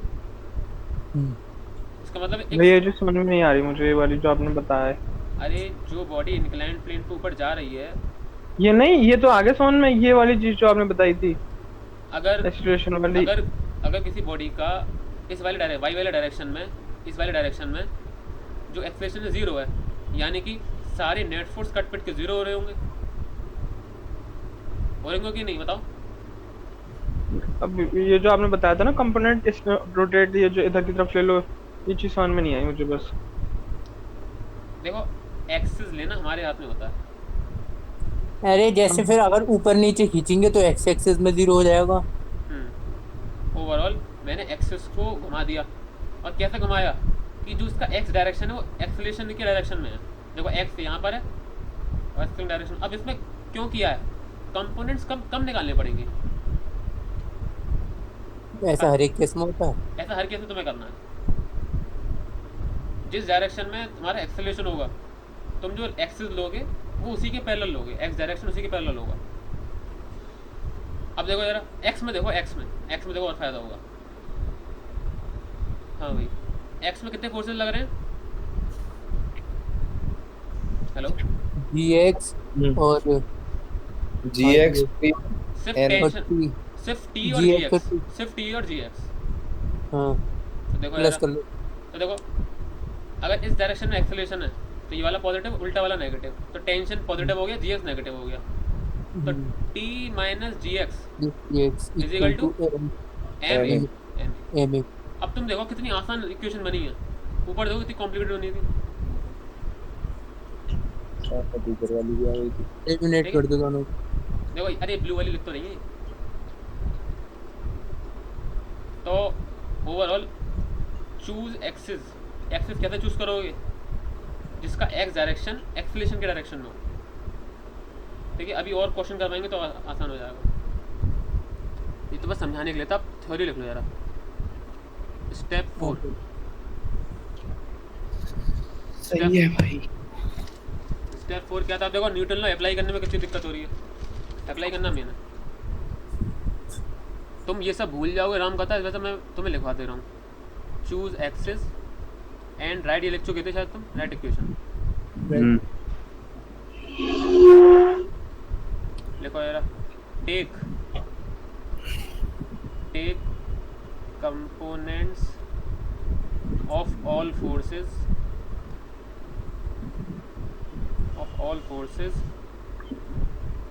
अलोंग। तुमने प्रैक्टिस नहीं करी आज घर जाके तो सब भूल जाओगे, ध्यान रखना।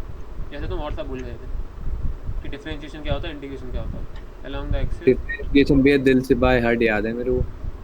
तुमने, मुझे मालूम है तुमने आंसर दिया था, काफ़ी वाहियात था। तुम क्या सब ने क्या सिर्फ योगांक के नहीं, क्या सब ने, सिर्फ एक बंदे ने आंसर दिया था लगी फिलहाल उस दिन। बाकी सब चुप बैठे थे।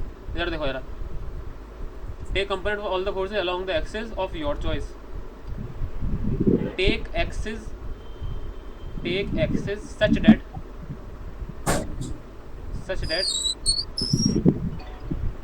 पॉजिटिव एक्स डायरेक्शन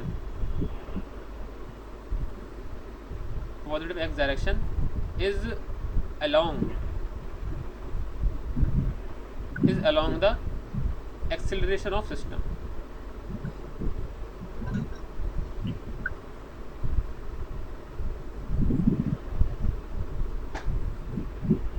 ठीक है, देखो जरा, choose positive direction in which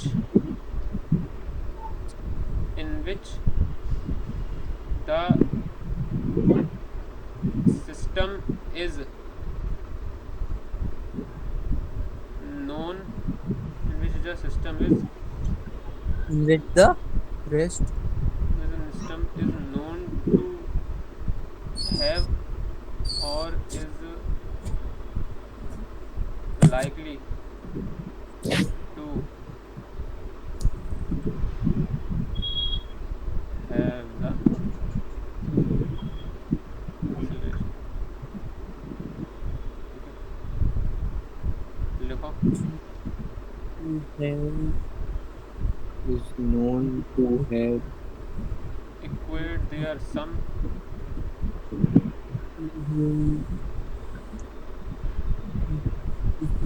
with sign convention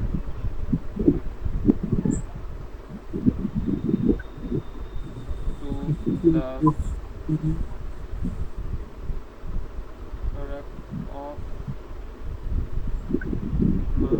product of mass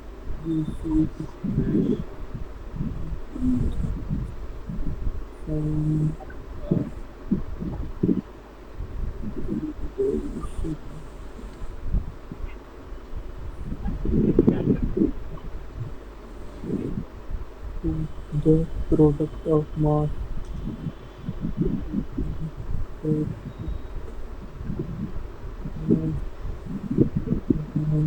of acceleration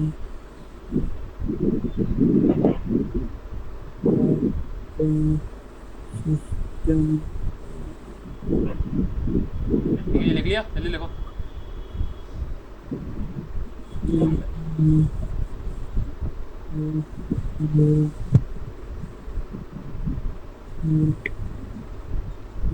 हो गया भैया। चलो, स्टेप 5 ये रहेगा कि इन चारों स्टेप को आप फिर से रिपीट करें दूसरी बॉडीज पर। बस स्टेप 5 ये है, यानी कि पहली बॉडी पे सारे स्टेप लगा दिए तुमने, अब तुम्हें और इक्वेशन फाइंड करनी है तो तुम्हें ये सारे स्टेप फिर से किसी दूसरी बॉडी पे लगाने पड़ेंगे। जैसे पहले M1 पे लगाया था, फिर M2 पे लगाया था। दोनों बॉडी को सिस्टम माने तो अब अभी वो क्वेश्चन पे नहीं आते हैं, हो सकते हैं क्वेश्चन उस पर, उससे जल्दी हो जाएंगे एक्चुअली में, लेकिन अभी तुम्हें हो सकता है मार्क्स ना मिले स्कूल में। उस पर भी वो भी आएंगे, उस पर भी आएंगे, टेंशन मत। Step 5, repeat the above step, repeat the above steps on other system and get more equations to find the required variable, to find the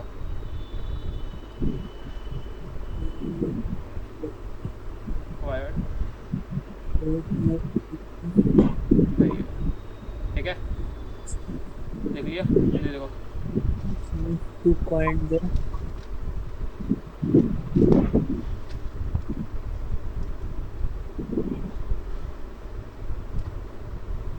देख लिया भाई। हाँ भैया। अब देखो तुम, अब जाकर अभी कितने दिन हो गए, इधर देखो, डेट 2 3 4 7 दिन हो गए अभी चैप्टर स्टार्ट हुए। 7 दिन बाद अब जाकर तुम न्यूमेरिकल करने लायक हुए हो। अब जाकर तो अब तुमने जितनी भी नॉलेज तुमने गेन करी है, अब तुम अप्लाई करोगे इन सबको, इन स्टेप्स के थ्रू। ठीक है, अब तुम्हारा काम ये है कि 5 10 हो रहे हैं, 5 10 5 13 तक, 5 13 तक तो मैं ये सारी स्टेप दिमाग में बिठा लेने हैं, रीडिंग करो जितनी बार कर सकते हो 5 स्टेप की। पीछे जाओ कि फोर्सेस कैसे अप्लाई करते हैं, और पीछे जाना चाहो तो और पीछे जाओ, सूडो फोर्स कैसे अप्लाई करते हैं, जितना पीछे जा सकते हो। जो भी कंफ्यूजन, मेन चीज़ है इन 5 स्टेप को रिवाइज करो बार बार, फिर आते हैं न्यूमेरिकल्स।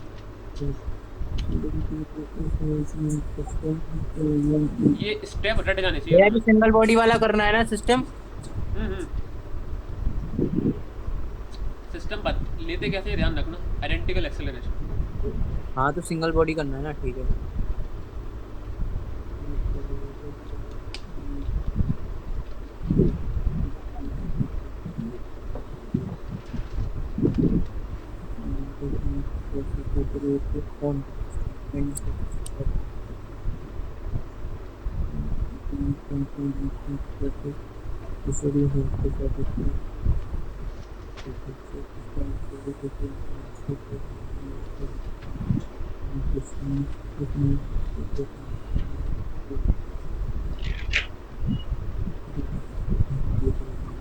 देव, एफबीडी हमें हर एक में बनाना है, जैसे करें तो।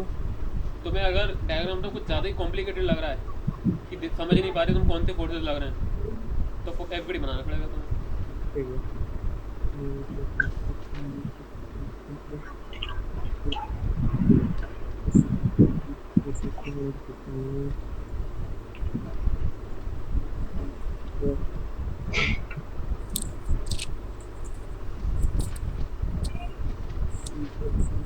दो मिनट रहेगा, ये रिवाइज कर लेते तो हो सकता है।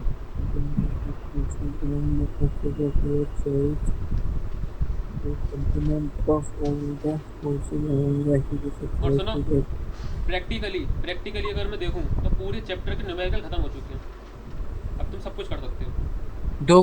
दो पॉइंट लिखवाए हैं भैया आपने, जैसे take component of all forces along the axis of your choice, यहाँ पे ये बोल रहे हो। अब हाँ, दूसरा पॉइंट ये लिखवाया है, take axis such that the positive direction is along the acceleration of system. तो दूसरा बोलो ना, डायरेक्ट लेना है तो हमें। ऑफ योर चॉइस का लिखवाने का ये मतलब था कि मैंने तुम्हें पहले क्या करवाया था, एक्सेलेरेशन की जो पैरेलल नहीं थे एक्स डायरेक्शन, उससे भी तो मैंने तुम्हें क्वेश्चन सॉल्व करवा दिया था। हाँ तो मैं जाने कि होगा तो सबसे कहीं से भी कंपोनेंट तोड़ो, लेकिन बेटर क्या रहेगा सेकंड वाला जो पॉइंट है। choose positive direction in which the system is meant to have or likely to have the system. Choose positive direction in which the system is meant to have acceleration.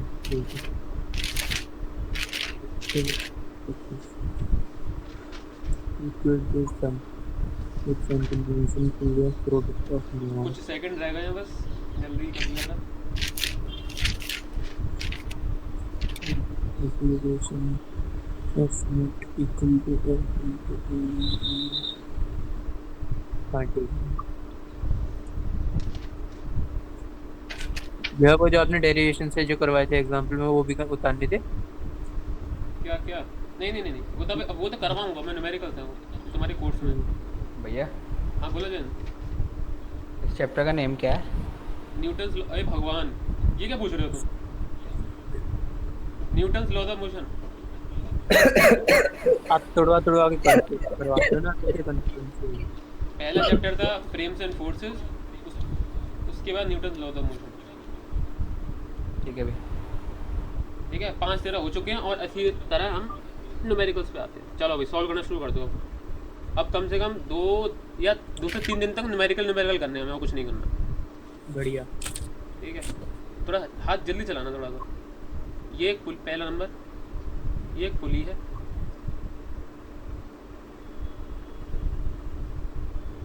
ठीक है, और इसका मास है m1।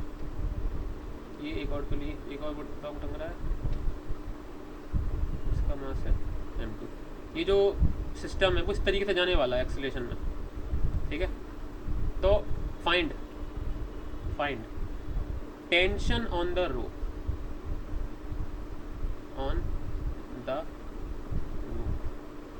सबसे पहली चीज़ मैं नहीं करवा रहा फिलहाल, आपको जाना है शुरुआत से स्टेप पढ़ते चले जाओ जो लिखवाए हैं, अप्लाई करते चले जाओ और आंसर बता दो मुझे। टी की वैल्यू बता दो।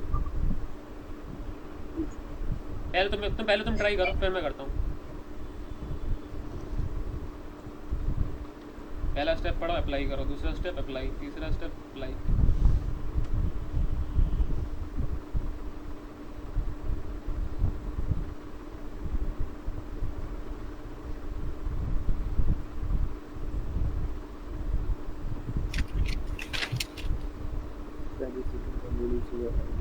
जब तक तुम दिमाग नहीं मारोगे तब तक कुछ होगा नहीं। किसी को स्टेप में समझने में दिक्कत हो रही हो, स्टेप्स में, तो मुझे बता दो। वैसे मैंने समझा दिए सारे स्टेप।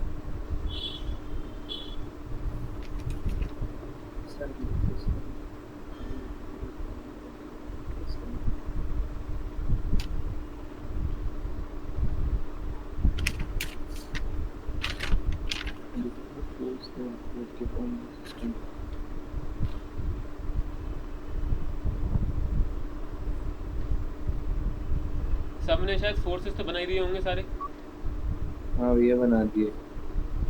तो फोर्सेस मैं भी बना दे रहा हूँ।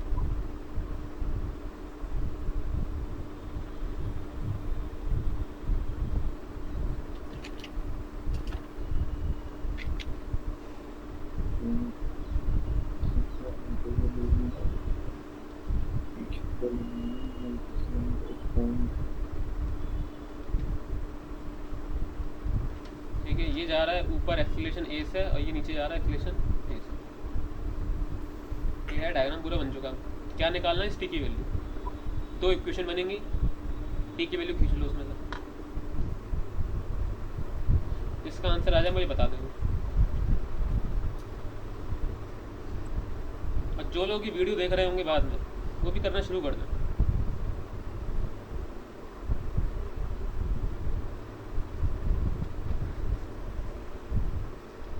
इक्वेशन बन गई सबकी, इक्वेशंस। हाँ तो सब लोग खींच रहे हैं, मतलब वैल्यू भी। इक्वेशन बन जानी चाहिए थी अभी तक, मैं ये बता रहा हूँ, मैं बताना चाह रहा हूँ।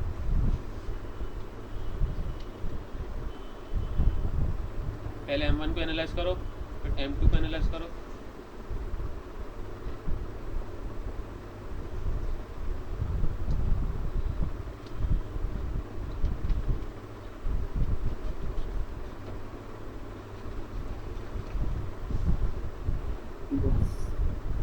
चलिए मैं भी करता हूँ सॉल्व। अरे नहीं, वैसे मैं चाह तो नहीं रहा था कि मैं करूँ, लेकिन कर दे रहा हूँ। एक सेकंड हो गई बस। चलो करो इक्वेशन। चलो मैं इक्वेशन में बना दे रहा हूँ, सब लोग चेक भी कर लेना। ये पहले M1 को एनालाइज करते हैं। फॉर M1 लिखना भी पड़ेगा। हाँ चाहो तो लिख दो, मतलब सही रहता है। M1 को लिख दो अगर तुम फॉर M1। ये हम M1 को एनालाइज कर रहे हैं, वरना कोई बात नहीं। ठीक है, तो देखो जरा, ऊपर वाला, ऊपर एक्सीलरेशन है, ऊपर पॉजिटिव, यानी कि T positive M1G negative, plus T minus M1G is equal net force is equal to MA M1A। ठीक है, तो पहली इक्वेशन ये बन गई। ठीक है, फॉर M2 नीचे A है, यानी कि M2G positive minus T negative और इक्वेशन बता। M2A। दो इक्वेशन वही बन गई। तो मैं आधे मार्क्स मिल जाएंगे इसमें, अगर तुमने सारे फोर्सेस बना दिए और इक्वेशन बना दी। हाँ यहाँ सही है यहाँ पे। ठीक है, अब इक्वेशन को एक जगह लिख लो। T M1G is equal to M1A M2G minus T is equal to, अब तो मैथमेटिक्स है, बस फिजिक्स खत्म हो चुकी है।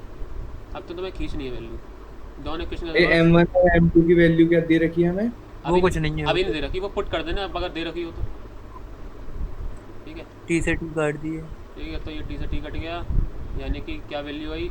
M2G minus M1G equal to M1A plus M2A। A को पहले कॉमन ले लेता हूँ मैं, M1 प्लस जी और ए को अरे हाँ मतलब ए की वैल्यू क्या आई?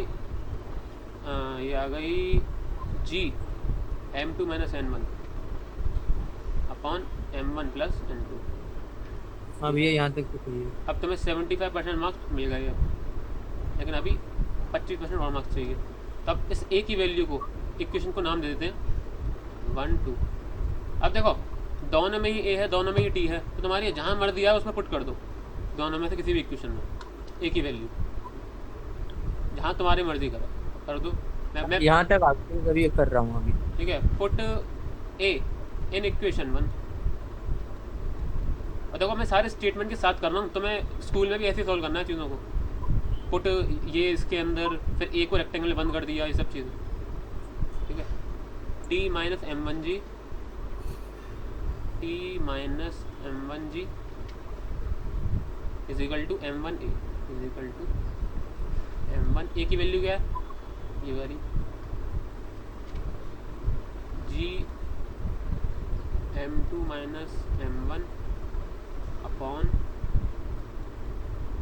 अगर इक्वेशन बनाने के बाद अगर आपका सॉल्व नहीं हो पा रहा है तो उसमें मैं कुछ नहीं कर सकता, वो मैथमेटिक्स है। इक्वेशन बना पा रही यानी कि मेरा पढ़ाई को समझ में आ चुका है। तो टी की वैल्यू क्या हो गई, m1 कॉमन ले लेते हैं और देखो ज़रा, m1 कॉमन ले लिया यानी कि ये आ गया g। भैया हाँ बोलो। मैंने पता क्या किया था, मैंने ये जो है ना टी को इक्वल्स कर दिया था। ऊपर करना, एक मिनट। एक मिनट मैं आंसर लिख दूँ ज़रा। एक मिनट रुकना ज़रा, पहले आंसर कंप्लीट कर दूँ मैं, एक मिनट। ठीक है बेटी। m1g, मैंने m1g पूरा कॉमन ले लिया, तो ये क्या बचा, 1 plus m2 minus m1 upon m1 plus m2। LCM ले लो। m1 m1 plus m2 plus m2 minus m1, m1 से m1 कर जाएगा 2m2 m1 प्लस m2। तो m1 से m1 काट दो, क्या आया तुम्हारे पास, 2m2 अपॉन m1g यानी कि 2m1 m2g, m1g 2 यहाँ से आ गया और अपॉन m1 प्लस m2। ये ऐसे क्वेश्चन आएंगे, क्या ऐसे ही क्वेश्चन आएंगे, हाँ ऐसे ही इससे आएंगे। और ज्यादा कॉम्प्लिकेटेड आएंगे। अरे अभी तो शुरुआत हुई है यार, अभी तो रुक जाओ तुम, अभी तो पहला न्यूमेरिकल है, ये पूरा सबसे पहला न्यूमेरिकल है। ये एक मिनट ऊपर नीचे करना। मैंने हाँ बताओ, ऐसे किया, नीचे करो एक मिनट। पूरा नहीं। तुम बता दो मुझे कहाँ तक करना है। भैया हाँ बोलो जैन। इन दोनों टेंशन से इक्वल नहीं रख सकते?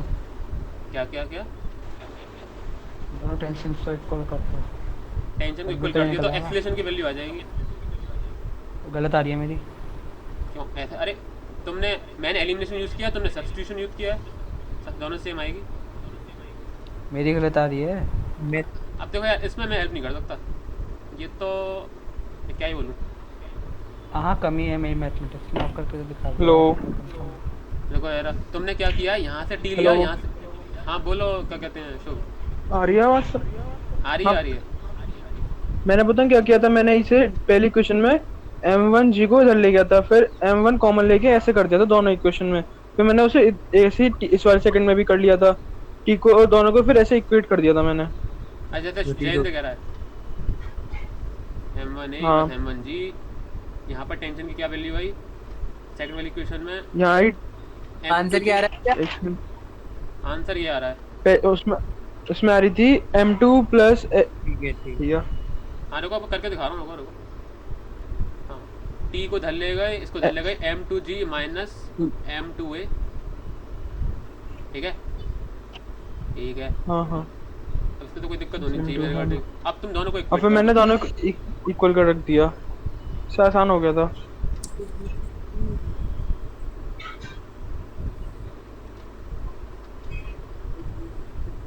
ठीक है, फिर यहाँ से मैंने a की वैल्यू निकाल ली, फिर उसे t में पुट कर दिया डायरेक्ट।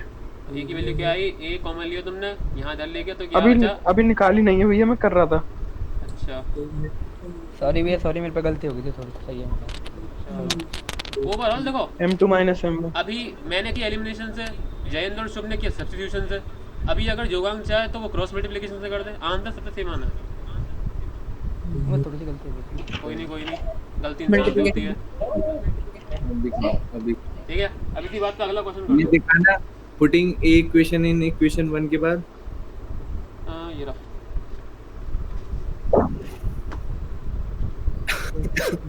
2G कैसे आ गए इसमें? अब यार मैं नहीं बता रहा, ये तुम देख लो। क्या भैया? देखो जरा 2G कैसे आ गया, ये M1 प्लस M2 सम हुआ अरे ये तो आ गया। तो उससे पहले वाला इसके ऊपर से ये सेकंड स्टेप पे 2G कैसे आ गए? अरे M1 कॉम, अरे यार एक स्टेप मैंने छोड़ दिया तो तुम समझोगे पूरा। सुनो अरे M2 उधर ले गए तो सुनो कॉमन में आ जाएगा। ये पूरा M1G में धर लेगा तो वो पॉजिटिव हो जाएगा, यानी कि ये हो जाएगा प्लस M1G। अब इससे M1 कॉमन ले लो यहाँ से, तो क्या बचेगा? G plus G M2 minus M1 upon M1 plus M2। ठीक है भैया। Mathematics my friend. वरुण तो प्लेन से ही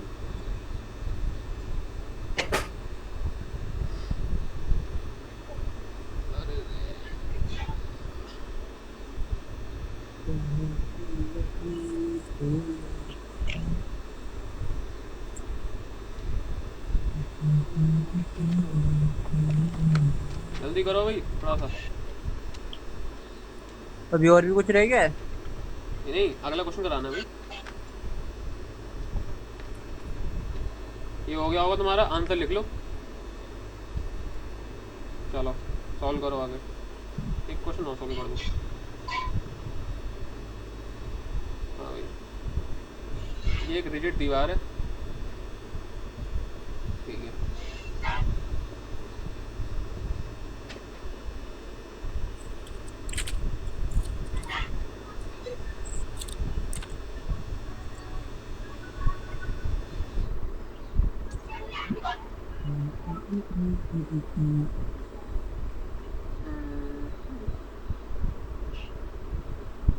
हाँ भाई, कुछ ऐसा दे रखा है तुम्हें।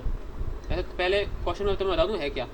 ये मान लो कोई ऐसी कोई बॉक्स रखा हुआ था, मैंने इसका एक पॉइंट पकड़ा और उस पर फोर्स लगाना शुरू कर दी, तो डायग्राम कैसा बना? इस तरीके से, ठीक है।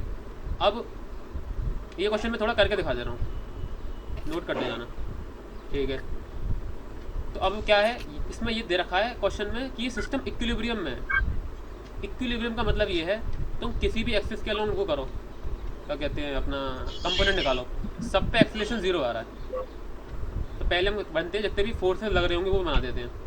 इधर 50 न्यूटन, नीचे लगेगा 60 न्यूटन, ठीक है। इधर लगेगी टेंशन। यहाँ तक कोई दिक्कत किसी को? टेंशन एक ऊपर भी यहाँ पे भी तो क्या लगेगी, लिखा था वो? बॉक्स पे भी तो लगेगी। क्या क्या?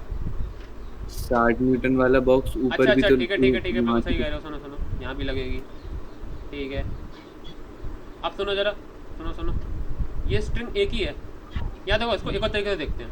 अगर तुम इतना कंसीडर करो, सिर्फ अगर तुम सिर्फ इतना कंसीडर करो ये वाला हिस्सा, तो जितना फोर्स नीचे उतनी तो टेंशन होगी।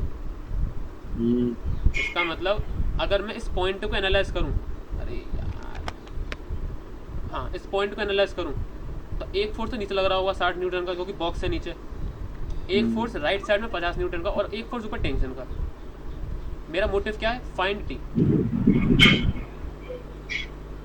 अब देखो जरा, मैं क्या करूँगा, इसको निकालूंगा कंपोनेंट्स। पहले इसका फ्री बॉडी डायग्राम बना लेते हैं, एफबीडी। तो देखो जरा, 50 न्यूटन इधर, क्या लगता है फोर्स? क्या 50 न्यूटन का फोर्स लग रहा है इसको? हाँ, इस पे पॉइंट पे लग रहा है, इस पॉइंट पे। पॉइंट लग रहा है। टेंशन की वैल्यू निकालनी है, तो देखो मैं कंपोनेंट करता हूँ, इस तरीके से करता हूँ देखो कंपोनेंट। उनकी एक्सिस पे ही आ जाएंगे ना कंपोनेंट हाँ। के, वो तो कंपोनेंट। देखो जरा, मुझे सिर्फ करने पड़ेंगे। टेंशन की निकाल दो, है ना? और एक्सीलरेशन 0 गिवन है। हाँ, अरे बताओ इक्विलिब्रियम में क्या रखा है ना। मैं एक्चुअली क्वेश्चन में तुम्हें गलत बता गया। सबसे पहले स्पीकर बंद करो, तो मैं थीटा निकालना है। एंगल ऑफ टी, टी नहीं निकालना, angle of T with vertical. हाँ अभी तो ठीक है। ठीक है, टी नहीं निकालना। तो x की जगह cos थीटा और sin थीटा ले लो। अब रुको रुको, अब टी के होंगे कंपोनेंट्स। ये थीटा है मान लो, तो देखो ये क्या होगा, t cos theta. T cos theta. Shubh, तुम्हें समझ में आ जाना चाहिए, कई बार बता चुका हूँ। ये क्या होगा? टी हाँ sin गया ये sin थीटा theta। क्यों sin मान theta। क्या क्या? इधर हमने थीटा क्यों मान लिया वाई एक्सिस के अलोंग पे? क्योंकि वही पूछा गया है ना। अच्छा, अगर एंगल हमें एक्स पे आया तो हम एक्स पे मानते थीटा। नहीं, देखो तुम्हारी मर्जी है, जहाँ मान लो तुमने एक्स का मान लिया, एक्स एक्स एक्सिस से। अब जब तुम्हारे पास जब थीटा की वैल्यू आ जाएगी तो तुम्हें 90 में से माइनस करके आंसर बताना पड़ेगा, ऊपर वाला। ठीक है। तो तुम्हारी जहाँ मर्जी है, मैंने तो बस बाद में काम ना करना पड़े ऐसे कर दिया है। ठीक है, अब सुनो जरा, ये पॉइंट है इक्विलिब्रियम में। तो हॉरिजॉन्टल में जितने भी फोर्सेस लग रहे हैं वो सब कट पिट के जीरो हो जाने चाहिए, और वर्टिकल में जितने फोर्सेस लग रहे हैं वो सब कट पिट के जीरो हो जाने चाहिए। अब सुनो जरा, इसका मतलब क्या हुआ? T cos theta is equal to 60 और T sine theta is equal to 50। बताओ। या ठीक है भैया। तुम्हें अगर ज़्यादा दिक्कत आ रही हो तो T cos theta minus 60 is equal to हाँ ठीक है। 0 और T sine theta minus 50 is equal to 0। Net force है ही नहीं कुछ जीरो उन पर। ठीक है, अब तुम्हें क्या निकालना है? थीटा की वैल्यू, टी की वैल्यू निकालनी। तो देखो यार, T cos theta is equal to 60, T sine theta is equal to 50। अब जरा यहाँ से कोई थीटा की वैल्यू निकाल सकता है कोई इन दोनों इक्वेशन को यूज़ करके? हाँ कैसे बताओ? 60/5 50। बताओ कैसे निकालोगे? इसको इक्वेशन 1 मान लेते हैं, इसको इक्वेशन 2 मान लेते हैं। डिवाइड करते तो डिवाइड कर दो। कुछ लोग हो सकता है सोच रहे हो कि सम कर दूं उन दोनों का, जैसे पहले किया था। तो ना टी Divide कटेगा, करेंगे। ना टी कटेगा, ना थीटा का कुछ होगा थीटा का। वे तो 10 तो देखो, रुको, T sine theta upon T cos theta is equal to 50/60, यानी कि 0 से 0 टी से तो टी। ये 10 अच्छा आपने साइन अपॉन कॉस किया है। मैंने कौन cos आ जाएगा 5/6। tan theta equal to 5/5। तो थीटा इज इक्वल टू क्या आ गया? tan inverse 5/6। 5/6 कोई वैल्यू नहीं होती क्या? अब तुम्हें पता ही नहीं है, बेहतरीन। तो ये आ गया क्वेश्चन का आंसर। अब जरा इसको नोट कर लो जल्दी से, थोड़ा सा नोट कर लेना मैं चाहिए। नीचे कर देना, नीचे कर देना भैया, मैं समझ रहा था। भैया नहीं, यहाँ बोलो। पे समझ में नहीं आया आपने यहाँ पे 10 cos थीटा को 60 क्यों लिया था? मैंने कहीं 60 नहीं लिया। टी अच्छा। cos थीटा अरे cos यार, देखो सर, ऊपर कितना लग रहा है टी कॉस थीटा, नीचे कितना लग रहा है 60 न्यूटन। हाँ, तो सारे कट उसी के कट के बराबर 0 होने है। चाहिए ना। तो T cos theta minus 60 is equal to 0। ठीक है। ये लिखा ये था जूम आउट कर दूं। T cos theta minus 60 is equal to 0। Diagram कैसे बनाना है? उसका डायग्राम भी तो बनाना है। पहले ये बनाओ, मैं तुम्हें बता दे रहा हूँ कैसे करना है क्वेश्चन। पहले ये बनाओ, उसके लिख लो angle of, find angle of tension with vertical. ठीक है, फिर एफबीडी बना दो और फिर सॉल्व कर दो।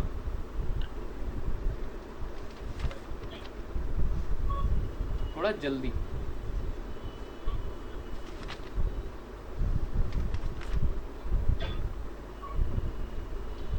इसके बाद हम एक लेवल और ऊपर जाते हैं, थोड़ा कठिन क्वेश्चन लेंगे अब।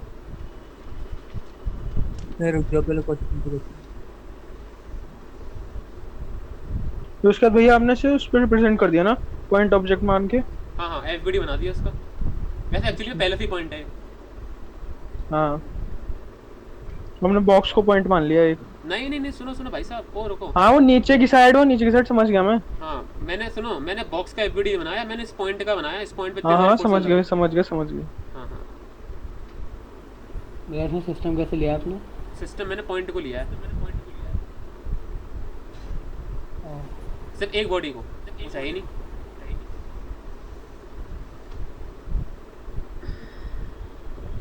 जल्दी करो भाई थोड़ा सा। अभी तुमने एक वेरिएबल निकाला है इस क्वेश्चन में, अगले क्वेश्चन में तुमने 3 वेरिएबल निकलवाने वाला हूँ। या किसी देर तो पढ़ाओगे? बस ये लास्ट क्वेश्चन। एटलीस्ट जिस दिन को मैंने वो करवाया है, सारे स्टेप लिखवाए हैं, अप्लाई करना तो आ जाए उनको, इससे ही घर जाके प्रैक्टिस कर दोगे। कल और नए बढ़िया क्वेश्चन बताऊंगा तुम्हें, बढ़िया क्वेश्चन। दिखाना नीचे दिखाऊं? अरे बहुत टाइम हो गया भाई, स्क्रीनशॉट ले लो। अरे देखो ना बस हो फिर। गया भैया, बस हो गया। मैं तो डायग्राम बना दे रहा हूँ।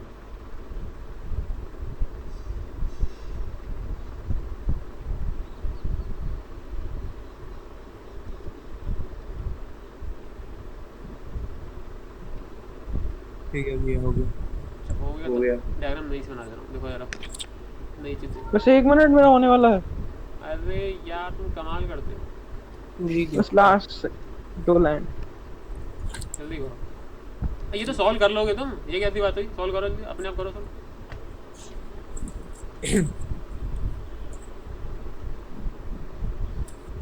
हाँ भाई लिखो, फाइंड, अगला क्वेश्चन है फाइंड ए T1 T2। क्या है ये, डायग्राम देखो जरा। Point A1। फाइंड, अरे कॉमा है यार, फाइंड ए ए T1 T1 और T2। डायग्राम दिखाना भैया। अरे बना तो रहा हूँ, पहले बना तो रहा हूँ। ठीक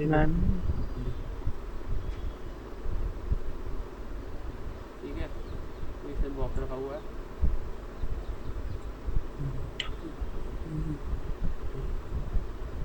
डायग्राम बनाना पड़ेगा थोड़ा साफ साफ।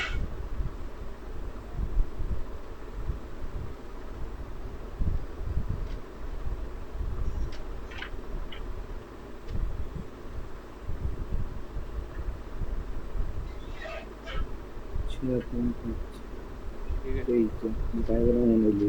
ये है M1, ये है M3 और ये है M2। ये जो पूरा सिस्टम है वो इस तरीके से एक्सप्रेशन में जाने वाला है। ठीक है, और देखो जरा, और इस पे तुम क्या क्वेश्चन में दे रखी है, टेंशन वगैरह सब खुद ही बना के दे रखी है।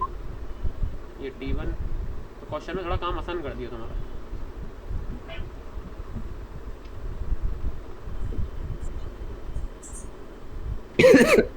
हाँ माइक पे खांस लो, 1 मिनट।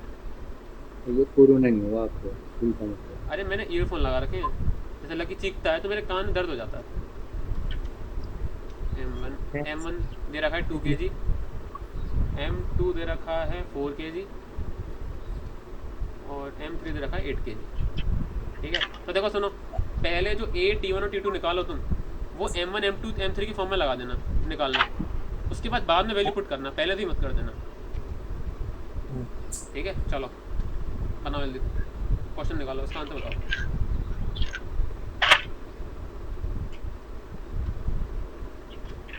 पहले M1 को एनालाइज करो, फिर M2 को, फिर M3 को, या पहले किसी को कर सकते हो।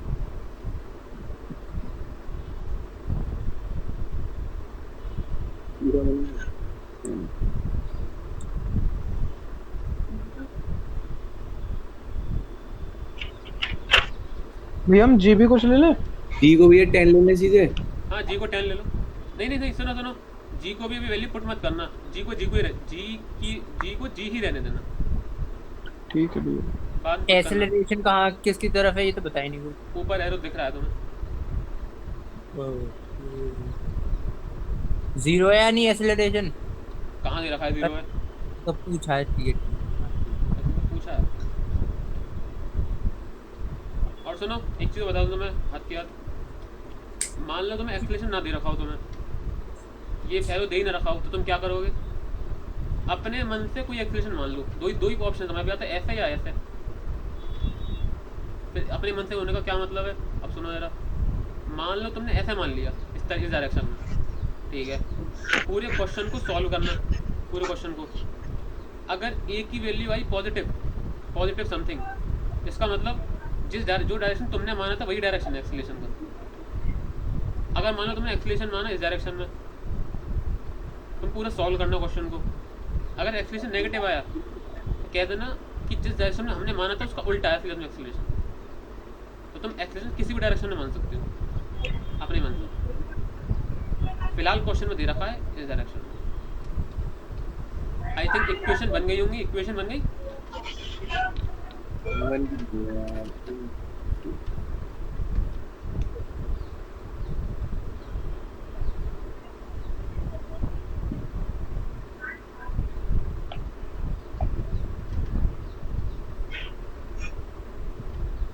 ये M2 की बनानी नहीं आ रही, M3 की तो बन गई। M2 की क्यों नहीं आ रही, मुझे कोई बता सकता है? M3 की नहीं आ रही, M2 की आ गई। हाँ यार इतना हाँ, वही तो कह रहा हूँ। इतना हाँ दिमाग हाँ, मारा वही तो कह मैंने, रहा हूँ, M3 नहीं आ रही, M2 आ गई। इतना दिमाग मारा मैंने एम तुम्हें फोर्सेस एम आइडेंटिफाई थ्री करने हो के तो लिए। गई, M3 बन गई M3। अरे M3 का नीचे M3 जी फोर्स नीचे और नॉर्मल ऊपर। और नॉर्मल ऊपर। अब देखो ये सब कट पिट किया, वो कुछ क्या कहते हैं, ये ऊपर नीचे तो जा नहीं रहा, सिर्फ लेफ्ट और राइट जा रहा है, यानी कि हॉरिजॉन्टल मोशन कर रहा है बस ये। लेकिन भैया हम सारे थोड़ी ना लेंगे, अगर वो ऐसे तो करना है ये। तुम अरे चाहो मतलब तुम चाहो पहले तो मैं इसके सारे फोर्सेस बना दे रहा हूँ, तुम सब हो गए बेवकूफ़ से। देखो जरा, मैं तो ऐसे करके ले रहा हूँ, M1 और M2 एक साथ ले रहा हूँ, मतलब कि दोनों एक ही लाइन में हूँ। एक बार में सिर्फ एक ही ब्लॉक को लेना भाई, ठीक है? ये दोनों, M3 नहीं बनानी आ रही। अरे क्या उन्होंने नहीं आ रही, M3G नीचे, एक नॉर्मल फोर्स ऊपर, तो क्या पूछ रहे हो तुम? चार फोर्सेस लग रहे हैं इस पर, T1 left, T2 right, N ऊपर, M3G नीचे। बताओ क्या समझ में नहीं आ रहा? सिर्फ M3 की बना दो आप, बस एक बार। अगर मैं M3 का वो बनाऊँ FBD, ऐसा बनेगा वो, T2 उधर। हाँ ये तो आ गया बनाना, पर इक्वेशन बनाना नहीं आ रही, ये तो समझ में आ गया सब। मुझे ये बताओ शुभ, अब ये क्या ये ब्लॉक ऊपर नीचे मूव करने वाला है? ऊपर नीचे ऊपर नीचे नहीं। नहीं, इसका मतलब ऊपर नीचे का यानी कि वर्टिकल डायरेक्शन का एक्सेलेरेशन 0। 0। इसका मतलब n minus M3G is equal to 0। अच्छा अच्छा। ठीक है, अब सुनो जरा, क्या ये जो ब्लॉक है वो हॉरिजॉन्टल में मूव करने वाला है? अच्छी बात है, ठीक है। पता नहीं, अरे हॉरिजॉन्टल कुछ नहीं कह सकते। अरे ऊपर दे तो रखा है यार एक्सीलरेशन राइट डायरेक्शन में, यानी कि सारा मोशन ऐसे मूव करने वाला है पूरा का पूरा, ये सब कुछ। अच्छा अच्छा अच्छा अच्छा। ये क्यों दे रखा है? सिचुएशन ए में देख। वेक्टर, ठीक है। जिस डायरेक्शन में ए है उसको पॉजिटिव मान लो, यानी कि T2 पॉजिटिव और T1 नेगेटिव। और नेट फोर्स को किसके इक्वल रखोगे? M3A। क्या दिक्कत आ रही पता नहीं इसमें, सारी स्टेप तुम फॉलो ही नहीं कर रहे स्टेप्स को। हाँ हाँ ठीक है।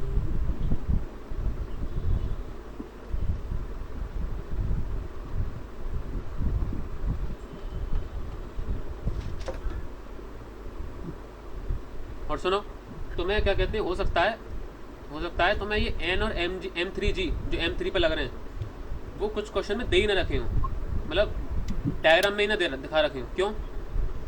क्योंकि वो मूव ही नहीं कर रहा, तो उस डायरेक्शन में तुम्हें पहले से ही पता है कि कट पिट के 0 होना है, तो उन्होंने डायरेक्ट लिखा होगा T2 minus T1 is equal to M3। 10 लेने। अगर फॉर्मूले आ गया वो पूरा निकल गया सब कुछ, तो अब सारी वैल्यू पुट कर दो, M1 की, M2 की, M3 की, G की। भैया तीनों इक्वेशन निकल के आ गई, तो अब इक्वेशन लग गया निकल ना? के आ गई। ओ भाई साहब एक मिनट, T1 की वैल्यू तो निकालो तीनों इक्वेशन से। 3 इक्वेशन 3 वेरिएबल, कैसे सॉल्व करोगे अब पता नहीं। वो तो हो जाएगा। नहीं तुम करके देखो, मुझे पता ही नहीं होगा तुम पे। एक सेकंड भैया, पता ना हो बेशक चाहे होमवर्क। ठीक है, मैं लिख देता हूँ सिर्फ और सिर्फ इक्वेशन क्या आनी चाहिए तुम्हारी। देखो जरा, मैं डायरेक्ट बिना एफबीडी बनाए कर दे रहा हूँ, बहुत आसान है। T1 minus M1G is equal to M1A, पहली इक्वेशन। T2 minus T1 is equal to M3A, ठीक है। M2G minus T2 is equal to M2। ये 3 इक्वेशन आनी चाहिए तुम्हारी, पहली, ठीक है, आ गई। दूसरी, तीसरी। अब तुम्हें क्या करना है? करना कुछ नहीं है, T1 की वैल्यू निकालो इन तीनों इक्वेशन में से, T2 की वैल्यू भैया कर रहे हैं भैया कर रहे हैं। हाँ हाँ मैंने कब करने बताया, तो दो। आराम से हाँ।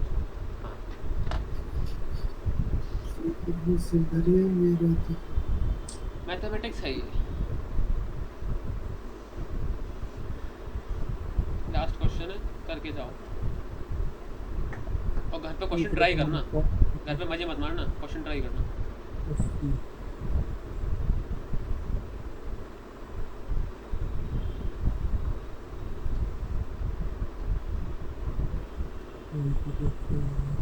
भैया T2 की है 40, अगर 10 माने तो। अच्छा T1 T1 है इसमें मेरे पास। तुम्हारा जो एरर आ रहा है, एरर वो कुछ ज़्यादा ही है, तो मैं सही नहीं मानूंगा उसको। अच्छा,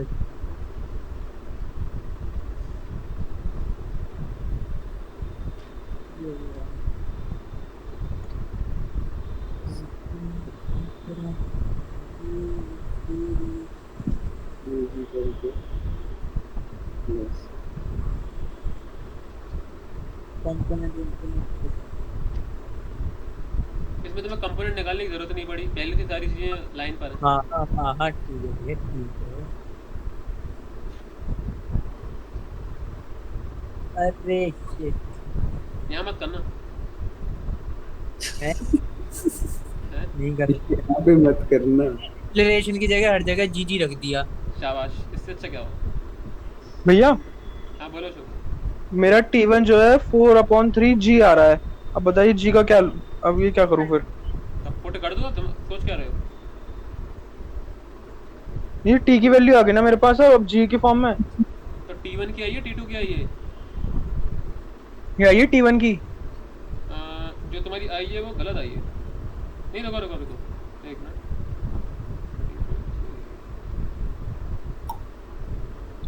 हाँ गलत आई है। हाँ अब मेरे को गलती हुई। चलो तुमसे ना हो पाएगा, मैं करा देता हूँ। देखो। अरे रुक जाओ एक भैया, रुक एक मिनट भैया, बस एक मिनट समझ में आ गई मेरी गलती। अच्छा चलो, ये 8/3 है ना? मुझे तुम आंसर बता दो, मैं आंसर बता दूंगा सॉल्व करके। मुझे बात तो बता दो। T1 = 8/3 G आ रहा है मेरा। एक मिनट।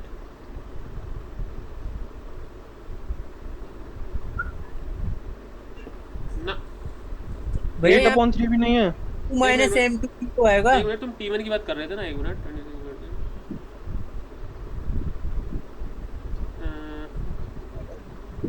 ना ये भी सही नहीं। और T2 आ रही है 16 और 16/6। हाँ 16/3 16/3 ये भी गलत है। G। 16/3 G। जी ये भी गलत है। चलिए अब बता दो आंसर अब। मुझे दिक्कत इस वजह से नहीं है क्योंकि तुमने यहाँ तक कर दिया है और मेरा पार्ट खत्म हो चुका है, तो इस वजह से मुझे ज़्यादा टेंशन नहीं हो रही कि भाई ये क्या कर रहे यहाँ हैं। तक तो हो गया। मुझे ये बताओ तुमने सॉल्व कैसे किया इसके आगे तुम सब ने। मैंने तो सबको एक ही फॉर्म में कर लिया। मैंने तो एक ही नहीं, फॉर्म में करने के बाद फिर मैंने तीनों को इक्वेट कर दिया फिर। पहली और दूसरी इक्वेशन सॉल्व करी थी पहले। हाँ देखो ऐसा करते हैं, पहले क्या करते अब हैं सुन लो। भैया एक रिलेशन ये आया था, इसके बाद पहले और दूसरी इक्वेशन सॉल्व करने के बाद 2T1 = T2। और इसको हाँ ये दोनों कर ली। अरे ये ठीक है। कैसे? अब सुनो सुनो सुनो, ऐसा करो पहली और दूसरी इक्वेशन को सम कर दो, ठीक है। सम हाँ सम ही क्या था भैया, उसका उसका आंसर है T1 कट काट दो इसे। T1 से T1 कट जाएगा। T2 A M1 ब्रैकेट में 1 + M3 + G। मुझे कुछ समझ में नहीं आया, मुझे करने दो जरा। हाँ T1 M1G = M1A, T2 - T1 = M3A। ठीक है, दोनों को सम कर दो, क्या होगा। T1 से T1 कट जाएगा। कट जाएगा। T2 - M1G = A M1 - M3 sorry + M3 plus होगा। हाँ वही तो। ठीक है। अब तुम ये देखो ऐसी कौन सी इक्वेशन है जो कि A और T2 की फॉर्म में थी, जिसमें A और T2 आ रहे थे। ये वाली थी।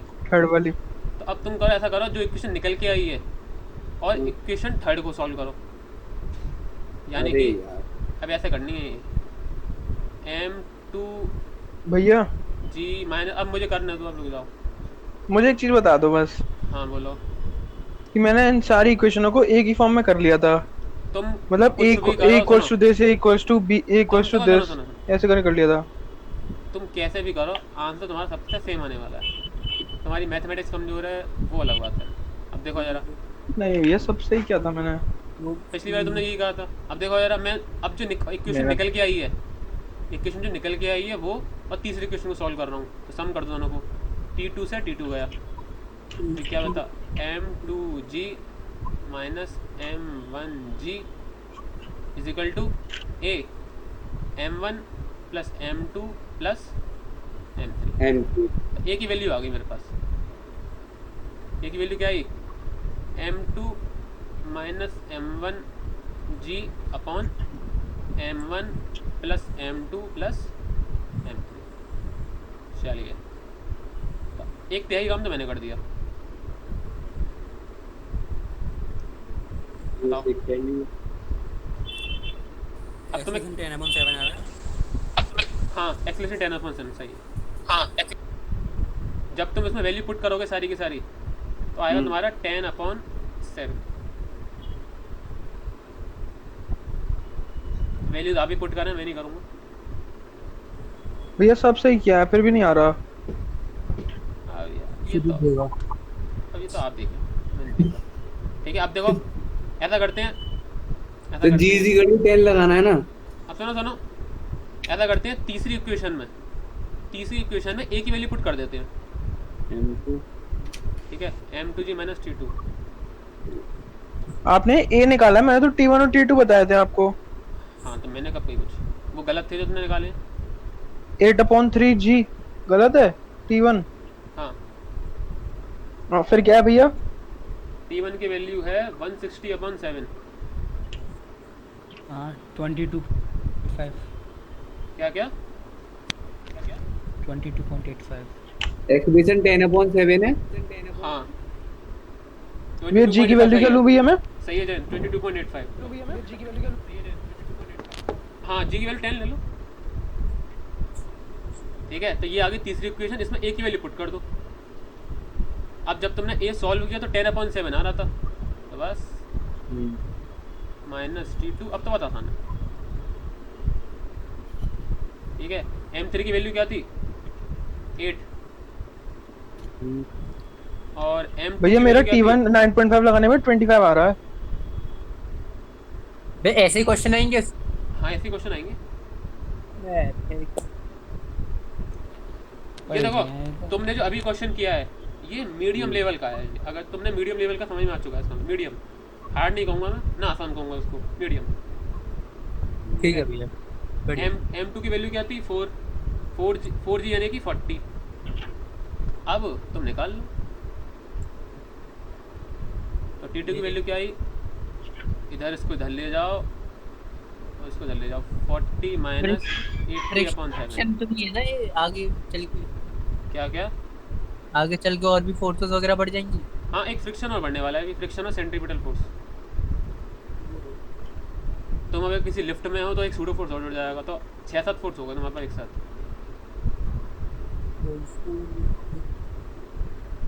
ठीक है, तो ये क्या आता है 200/7 t2। 200/7 T2। T1 भी निकालना है, T1 भी निकल जाएगा आराम से, कोई दिक्कत नहीं है। एक मिनट जरा, भैया आप थर्ड वाले क्वेश्चन में T1 लग दो, क्या दिक्कत है? एक मिनट। हाँ और क्या, भैया ये T2 का फॉर्मूला, T2 की इक्वेशन क्या थी? मुझे कुछ अलग सा लग रहा है। t2 की इक्वेशन ये थी थर्ड वाली। 8 के 4 आएगा T2 ना? माइनस T1 इनटू M3 है। भैया 30 क्वेश्चन एक बार दोबारा दिखाना। M3 क्यों कर दिया आपने? अरे वही देख रहा हूँ मैं, अरे हाँ वही, तभी तो आंसर थोड़ा गलत सा आ रहा है। m3 नहीं m2 है। m2 यानी कि 4, यहाँ पर यानी कि 40, यहाँ पर यानी कि 240। हाँ, तभी कहूँ ये आंसर गलत कैसे आ रहा है। वो एक्चुअली मेरे में क्या है, सबसे ऊपर जाना पड़ता है तो बार बार दिक्कत होती है। तो ये आ गया तुम्हारा 33.6 न्यूटन आना चाहिए। ठीक है, ठीक है, अब इसको पुट कर दो T1 में, जिसमें T1 आ रहा है ये उसमें। एक और बार सुनो, 30 क्वेश्चन दोबारा दिखाना। मैंने और सुनो कुछ सुनो नंबर कर मेरी दी। बात सुनो, जो पुट करना वो 33.6 पुट मत करना, ये फ्रैक्शन करना पुट, जिससे कि हो सकता है कुछ कट पिट जाए। ठीक है, तो ये वो exact- 3 क्वेश्चन दोबारा दिखा दो। देखो जरा, हाँ गई। तो भैया मैं क्या कह रहा था, जैसे लास्ट में 1-2 महीने पहले कंप्यूटर पढ़ा दोगे? कंप्यूटर में क्या, पाइथन? पाइथन हाँ वही है, मतलब कि वही है थोड़ा सा। अब देखो यार, जो तुमने टाइम रेंज ली है वो बहुत ज़्यादा ली है। मैं तुम्हें कन्फ्यूजन बता सकता हूँ, लेकिन एक महीने लगातार नहीं बढ़ा सकता। नहीं लगातार नहीं, मैं एक वो मतलब कि एक दो कुछ टाइम, एक हफ्ता था मतलब कि जो भी है, जितना देखो, भी टाइम लगे कंप्लीट होने में। मैं तुम्हें डायरेक्टली बता दे रहा हूँ मैं क्या कर सकता हूँ। तुम्हें कोई पर्टिकुलर टॉपिक पूछना हो, ये क्या हो रहा है, ये लूप कैसे चल रहा है, ये कोड कैसे चल रहा है, ये बता दूंगा तुम्हें। ठीक है, नहीं मैं तो ये कहा था बस, एक दो टॉपिक है वो बता देना एक महीने पहले, फिर मतलब कि रिवाइज तो भी करता रहूंगा ना, एक लास्ट में जो भी। चलो बता देना मुझे, तभी इसकी बात तभी करते हैं। बे T1 की माइनस में आएगी। नहीं, न्यूटन लगा देना, T2 और T1 क्या है। हाँ न्यूटन, ऑब्वियसली ये सारे फोर्स हैं, न्यूटन है सब। ये ए ये आया है वो जो, सुनो सुनो, ये ए आया वो आया मीटर पर सेकंड स्क्वायर में। अरे यार, T2 वो, और T1 में तो मैं बता दूं क्या आने वाला है, 160/7। यही आ रहा है क्या? हाँ भी है। चलो, हाँ सही आ रहा। तो आप थोड़ा बहुत अप्लाई करना सीख गए, थोड़ा बहुत। T2 34.28 है। ठीक है। 32। 34.28। अच्छा अच्छा, थोड़ा डिवीजन में गलती होगी, 33 नहीं 34 है।